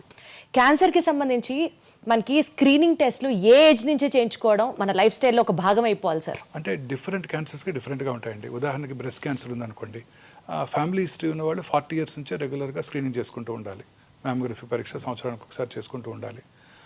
ఫ్యామిలీ హిస్టరీ లేని వాళ్ళు కూడా ఎస్పెషల్లీ మిడిల్ ఇన్కమ్ గ్రూప్స్లో ఉండే స్త్రీలు 50 years దాటిన తర్వాత రెగ్యులర్గా అప్ టు 65 రెగ్యులర్గా మ్యామోగ్రఫీ స్క్రీనింగ్ చేయించుకోవాలి. అలాగే ప్రతి స్త్రీకి కూడా 20 ఏళ్ళ నుంచే వారికిగా వారు పరీక్ష చేసుకుంటూ వారి యొక్క శరీరం మీద అవగాహన పెంచుకుంటూ వారి బ్రెస్ట్ని ఎగ్జామిన్ చేసుకుంటూ స్నానం చేసేటప్పుడు కూర్చొని, పడుకున్నప్పుడు రూమ్కి వచ్చాక పడుకొని రెగ్యులర్గా ఎగ్జామిన్ చేసుకోవడం ద్వారా వాళ్ళ శరీరం మీద అవగాహన పెరిగి ఆ బ్రెస్ట్లో వచ్చే చిన్న చిన్న మార్పులను వాళ్ళు గ్రహించి వారి డాక్టర్ దృష్టికి తీసుకెళ్ళగలుగుతారు. అలాగే గర్భసించి ముఖద్వార cancer, once they are sexually active, marriage అయిన తర్వాత వాళ్ళు ప్యాప్స్మియర్ టెస్టింగ్ ఫస్ట్ 3 years, ఆ 3 years కనుక నార్మల్గా ఉన్నట్టయితే ఆ తర్వాత కూడా రెగ్యులర్గా ఇంటర్వెల్స్లో ఇయర్లీ ఒకసారి డాక్టర్తో పరీక్ష చేయించుకోవటం, లేడీ డాక్టర్తో. అదే టైంలో బ్రెస్ట్ ఎగ్జామినేషన్ ఎలా చేసుకోవాలో నేర్చుకోవటం, ఆఫీస్ ఎగ్జామినేషన్ సంవత్సరానికి ఒకసారి అవసరమైతే ముఖ్యంగా కోస్టల్ ఏరియాస్లో ఉన్న స్త్రీలంతా కూడా ప్యాప్స్మియర్ చేయించుకోవటం very important. This is only for women sir? మగవాళ్ళకి ఎలాంటి ప్రీ క్యాన్సర్ టెస్ట్లు అక్కర్లేదా? మగవాళ్ళకి ప్రాస్టేట్ క్యాన్సర్కి ఒక టెస్ట్ ఉందండి. 50 years దాటిన తర్వాత ప్రతి పురుషుడు కూడా రెగ్యులర్గా simple blood test PSA prostate specific antigen test చేసుకోవడం ద్వారా క్యాన్సర్ అవడానికి ముందుగా పసిగట్టవచ్చు. ఇంత ముందు కాలంలో ప్రాస్టేట్ క్యాన్సర్ భారతదేశంలో ఎక్కువగా కనబడేది కాదు. ఇప్పుడు 2022 ICMR స్టడీలో ఇది second commonest cancer oh my god భారతదేశంలో కూడా. సో అందుకని ప్రతి పురుషుడు కూడా రెగ్యులర్గా ఈ PSA టెస్ట్ చేయించుకుంటూ ఉండాల్సి ఉంటుంది. అలాగే స్మోక్ చేసే పురుషులు ఎస్పెషలీ 10 years కనుక స్మోక్ చేస్తే, రోజుకు ఒక cigarette packet 10 cigarettes తాగినట్టయితే 10 smoke years అంటారు. వాళ్ళు రెగ్యులర్గా 6 నెలలకు ఒకసారి లో డోసేజ్ CT స్కాన్ మెషిన్స్తో CT స్కాన్ చేయించుకోవడం ద్వారా క్యాన్సర్ అవటాన్ని ముందుగా పసిగట్టవచ్చు. ఈ 2 క్యాన్సర్స్కే స్క్రీనింగ్ అందుబాటులో ఉంది పురుషుల్లో. స్త్రీలలో బ్రెస్ట్ క్యాన్సరు, గర్భసంచి ముఖద్వార క్యాన్సర్కి రెగ్యులర్గా స్క్రీన్ చేసుకుంటూ ఉండాలి. మిగతా క్యాన్సర్స్కి సిమ్టమ్స్ ఎప్పుడైనా ఉంటే వారు చెక్ చేసుకుంటూ ఉన్నట్టుగా సరిపోతుంది. సరే, ఎస్పెషల్లీ ఎక్కడా లేనటువంటి టెక్నాలజీ కానీ ఎక్విప్మెంట్ కానీ క్యాన్సర్ డయాగ్నోసిస్ దగ్గర నుంచి ట్రీట్మెంట్ దాకా వీ హ్యావ్ ఎట్ ఒమేగా అని విన్నాను. Something about that sir. ఇప్పుడు అనేక రకాలైన టెస్ట్లో ఇప్పుడు కామన్గా ఈ CT స్కాన్ చేసుకున్నప్పుడు, PET స్కాన్ చేసుకున్నప్పుడు, చాలామందిలో ఒక చిన్న మ్యామోగ్రఫీ చేసుకున్నప్పుడు చాలామందిలో ఒక అపోహ, ఈ స్క్రీనింగ్ టెస్ట్ ద్వారా రేడియేషన్ ఎక్స్పోజర్ ఉంటుంది, ఆ రేడియేషన్ ఎక్స్పోజర్ వల్ల క్యాన్సర్ వస్తుంది అని భయపడుతూ ఉంటారు. ఇప్పుడు ఈ కొత్తగా వచ్చిన డిజిటల్ మ్యామోగ్రఫీ మెషిన్లో రేడియేషన్ ఎక్స్పోజర్ చాలా తక్కువ. ప్రతి స్త్రీ కూడా ఖచ్చితంగా 40 years వచ్చిన దగ్గర నుంచి ఫ్యామిలీ హిస్టరీ కనుక ఉన్నట్టయితే స్క్రీనింగ్ చేసుకోవటం, అదర్వైజ్ 50 తర్వాత చేసుకోవడం వల్ల ఎటువంటి రిస్క్ ఉండదండి. ఇప్పుడు చాలామంది క్యాన్సర్ పేషెంట్ కూడా PET-CT స్కాన్ చేసుకోమని, కానీ దానివల్ల రేడియేషన్ ఉంటుందట కదండి అని అడుగుతారు. నార్మల్ అనలాగ్ PET స్కాన్స్లో రేడియేషన్ ఎక్స్పోజర్ 24 millisieverts ఉన్నట్టయితే, ఈ కొత్త AI పవర్డ్ డిజిటల్ PET-CT స్కాన్లో రేడియేషన్ ఎక్స్పోజర్ 8 millisieverts. అలాగే ఇప్పుడు PET-MR కూడా అందుబాటులోకి వచ్చింది. ఆ PET-MR అసలు రేడియేషన్ ఎక్స్పోజరే ఉండదు, చాలా మినిమం 95% డోస్ తగ్గిపోతుంది. సో వీటిలో రేడియేషన్ ఎక్స్పోజర్ ఉండదు, వీటి వల్ల క్యాన్సర్ వచ్చే అవకాశం లేదు. సో చక్కగా హ్యాపీగా మనం ఆ పరీక్ష చేయించుకోవడం ద్వారా క్యాన్సర్ రావటాన్ని, క్యాన్సర్ స్టేజ్ని, క్యాన్సర్ తిరిగి రావటాన్ని కూడా పసిగట్టవచ్చు. సార్, క్యాన్సర్ ఉంది అని తెలిసిన తర్వాత ఎమోషనల్గా ఫ్యామిలీస్ చేసే మిస్టేక్ ఏంటి sir? Maybe because of stress కానివ్వచ్చు, తెలిసిన వాళ్ళకి క్యాన్సర్ వచ్చింది అన్న భయం కావచ్చు. యూజువలీ ఎలాంటి మిస్టేక్స్ చేస్తూ ఉంటారు? ఈ క్యాన్సర్ పేషెంట్స్తో ప్రాబ్లం ఏంటంటే వాళ్ళు చాలా డిస్టర్బ్ అయిపోతారు. మీరు అన్నట్టు, మీరు మన ఫ్యామిలీ మెంబర్కే కాదండి, మన రోజు వాకింగ్కి వెళ్తున్నాం అనుకోండి, లేకపోతే నేను రోజు మార్నింగ్ ఎర్లీ మార్నింగ్ కార్లో వస్తుంటాను, నాకు ఎదురుగా ఒక 10 మంది వస్తుంటారు. ఆ 10 మందిలో ఎవరైనా ఒకళ్ళు ఈ మధ్య గత 10 ఏళ్ళలో ఒకళ్ళు రావట్లేదు. ఎందుకు రావట్లేదు? వాళ్ళకి ఏదో క్యాన్సర్ ఉంది తెలిస్తే ఆ మనిషి మనకు తెలియకపోయినా మనం డిస్టర్బ్ అవుతాం 2 రోజులు. అయ్యో ఆయన క్యాన్సర్ వచ్చిందంట. మనకే కాదు, మన నైబర్హుడ్లో ఎవరికైనా క్యాన్సర్ వచ్చినా మనం ఇమీడియట్గా డిస్టర్బ్ అవుతాం. ఈ ఎమోషనల్ ట్రామాలో పొరపాటున మిస్టేక్స్ చేసేస్తూ ఉంటారు కదా సార్? తప్పనిసరిగా ఈ ఎమోషనల్ ట్రామాలో వాళ్ళు చాలామంది ఫ్యామిలీ మెంబర్స్ ఉంటారు. ఒకళ్ళు ఒక చోటకి వెళ్దాం అంటారు, ఒకళ్ళు ఇంకో హాస్పిటల్కి వెళ్దాం అంటారు, అలా ట్రీట్మెంట్ డిలే చేసేస్తుంటారు. తర్వాత కొంతమంది అసలు అలోపతి ట్రీట్మెంటే వద్దు, మనం న్యాచురోపతి ట్రీట్మెంట్కి వెళ్దాము. అది ఎఫెక్టివా సార్? ఏముండదండి, షిమోగాకి వెళ్దాం, షిమోగా మెడిసిన్ తీసుకుందాం, లేకపోతే ధర్మస్థల వెళ్దాం, ధర్మస్థల మెడిసిన్ తీసుకుందాం, టిబెటిన్ మెడిసిన్ తీసుకుందాం. ఇలాంటివన్నీ కూడా ఎక్కువైపోతున్నాయండి. చక్కగా క్యాన్సర్ ట్రీట్మెంట్ తీసుకుంటున్న వాళ్ళు కూడా, చక్కగా క్యూర్ అవుతున్న వాళ్ళు కూడా ఇవన్నీ వేస్ట్, ఇవి తీసుకున్నా కానీ తిరిగి వస్తుంది, మా ఇంటి పక్కన ఆయనకు తిరిగి వచ్చింది, వాళ్ళు షిమోగా వెళ్ళి వైద్యం చేసుకున్నారని అక్కడికి వెళ్ళి ఈ ట్రీట్మెంట్ మానిపించి అక్కడ తీసుకెళ్ళి వైద్యం చేస్తుంటారు. అంటే వాళ్ళకేదో వీళ్ళ మీద కోపంతో కాదు, వాళ్ళకేదో ఇతనికి హెల్ప్ చేద్దామని ఆశతో. పైగా ఈ ట్రీట్మెంట్ అంతా కొంచెం ఎక్స్పెన్సివ్గా ఉంటుంది అలోపతి వైద్య విధానంలో. సో వాళ్ళు తట్టుకోలేరు, పేదవాడు కదా, ఇతను షిమ్మగా తీసుకెళ్తే అక్కడ తక్కువ ఖర్చులో వైద్యం అయిపోతుంది అని అక్కడికి వెళ్తూ ఉంటారు. ఇది ఖచ్చితంగా డెఫినెట్గా క్యాన్సర్ క్యూర్ అయ్యే అవకాశాలు బాగా తగ్గిపోతాయండి. సో క్యాన్సర్ ట్రీట్మెంట్లో బ్రేక్ రావటం, క్యాన్సర్ ట్రీట్మెంట్ని నిలిపివేసి ఇతరత్ర ఆల్టర్నేటివ్ ట్రీట్మెంట్ స్టార్ట్ చేయడం, ముఖ్యంగా ఇండియాలో ఫినాన్షియల్ ప్రాబ్లమ్స్ ఏనండి. వేరే ఆల్టర్నేటివ్ మోడ్స్ ఆఫ్ ట్రీట్మెంట్ కోసం డిపెండ్ అవుతున్నారు. Financial problems. ఇది ఎక్స్పెన్సివ్గా ఉంటుందని ఒక అపోహ కూడా ఉంది.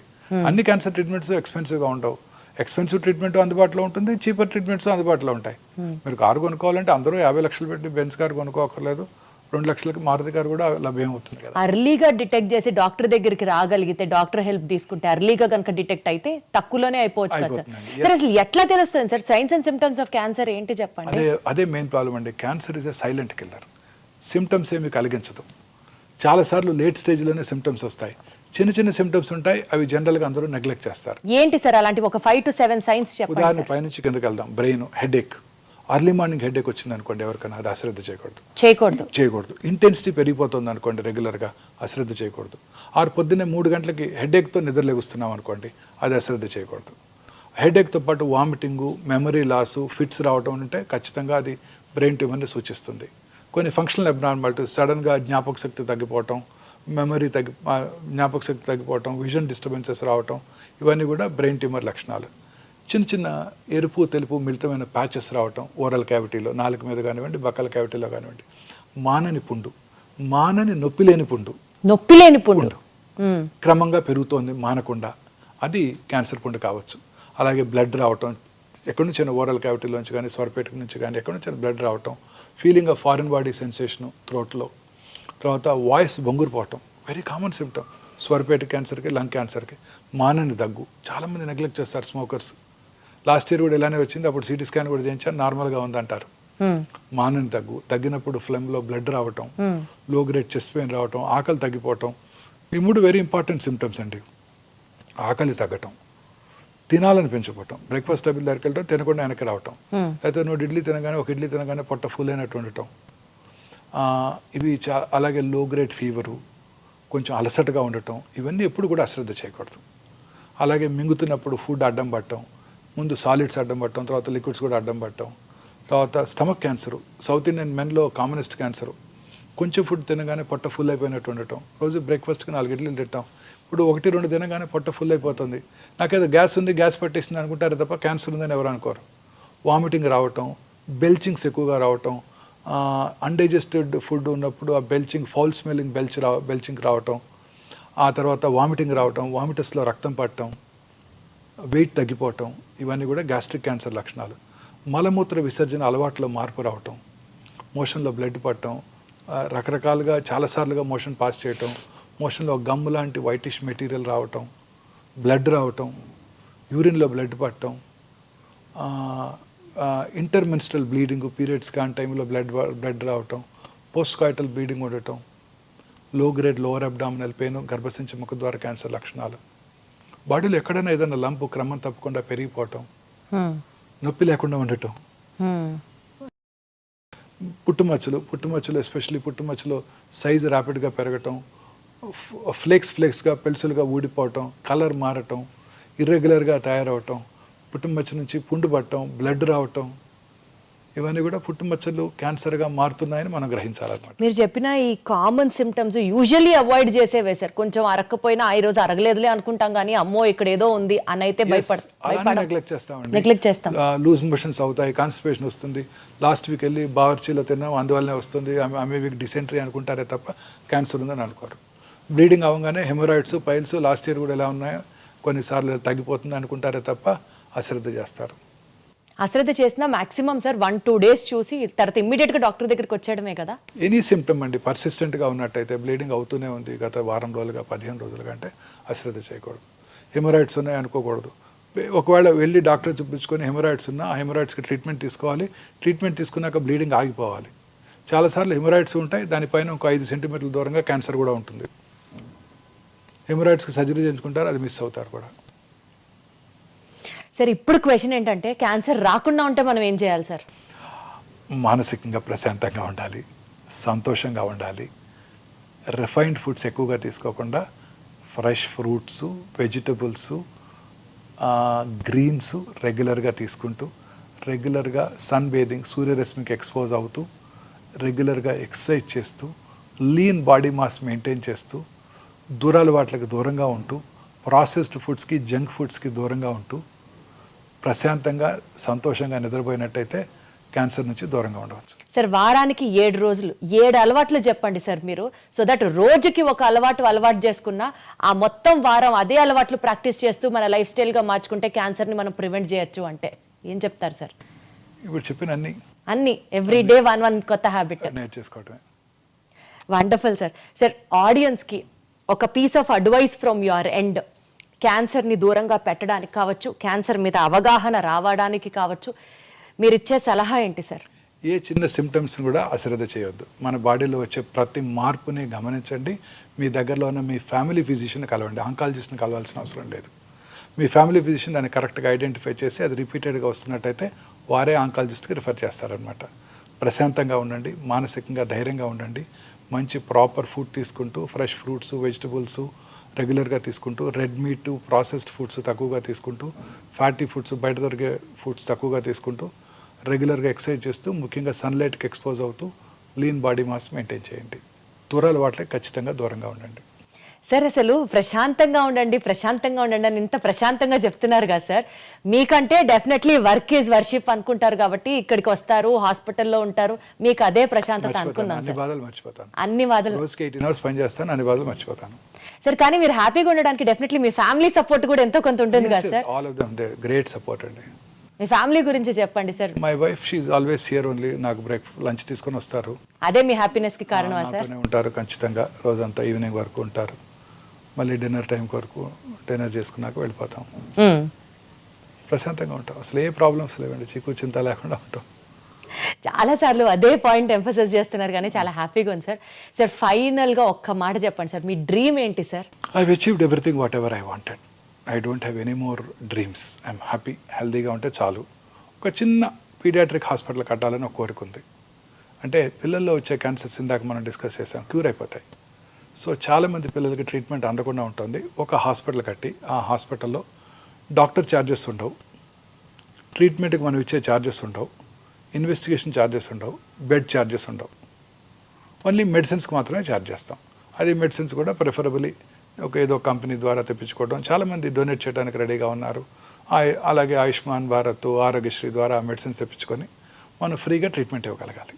ఇది ఒక హాస్పిటల్ క్రియేట్ చేయాలని నాకు ఒక కోరిక ఉందండి. ఖచ్చితంగా 1-2 yearsలో చేసేయగలుగుతాను అది. తదాస్తు సార్, మీరు చేయగలరు, మీరు మాత్రమే చేయగలరు అని ఎందుకంటే అనుకుంటున్నాం వాళ్ళకి కనుక ట్రీట్ చేసామంటే వాళ్ళు నెక్స్ట్ 50-60 years బతికేస్తారు హ్యాపీగా, మన గుర్తుపెట్టుకుంటారు. ట్రీట్ చేసాము, అతను బ్రతికాడు, ఆ పిల్లవాడు బ్రతికి పెద్ద డాక్టర్ అయ్యాడో లేకపోతే పెద్ద ఇంజనీర్ అయ్యాడోనే మనకి సంతృప్తిగా కూడా ఉంటుంది. పిల్లలకి ట్రీట్మెంట్ ఇస్తే చాలా హ్యాపీగా ఉంటుంది అనమాట. సో ఇది ఒక్కటి చేయాలని నా కోరిక అండి, ఖచ్చితంగా చేస్తాను. ఖచ్చితంగా చేస్తారు సార్. ఆ దేవుడు మీకు మొత్తం పవర్ ఇవ్వాలి to achieve all your dreams అని. Any kid walking into this hospital should get free treatment. ఇది ఒకటే కోరిక. అద్భుతం సార్. సార్ ఆ దేవుడు మీకు మొత్తం పవర్ ఇచ్చి మీరు అనుకున్న డ్రీమ్ అది నెరవేర్చి చాలా మంది చిన్నారుల్లో క్యాన్సర్ని నివారించడం, అరికట్టడం, వాళ్ళ యొక్క ఫ్యూచర్ లైఫ్ స్ట్రాంగ్గా ఉండాలని ఆ శక్తి దేవుడు మీకు ఇవ్వాలని మనస్ఫూర్తిగా కోరుకుంటున్నాం sir. Thank you so much sir. One of the interviews which enlightened me so much on this subject is thank you so much sir for that. Thank you, madam. And for more videos, Please subscribe to iDream. Please subscribe to iDream. Please subscribe iDream. And please subscribe to iDream. For more videos, subscribe to iDream. please like, share and subscribe to the channel. Congratulations, iDream. Subscribe to iDream. Subscribe to iDream. So subscribe to iDream Media. iDream की iDream team अंदर की huge congratulations. Please subscribe iDream Media. Please subscribe to iDream. Subscribe iDream. Please subscribe to iDream. iDream అంటే నా కళల channel subscribe చేసుకున్న నోరు తిరుగుతలేదు, మీరైతే గంట గుర్తు కొట్టండి. For more such videos, please subscribe to iDream. Subscribe to iDream. Please subscribe to iDream. Please subscribe iDream Media. Please do subscribe to iDream. Please subscribe to iDream Media. For best entertainment and information, please subscribe iDream. And don't forget to subscribe to iDream.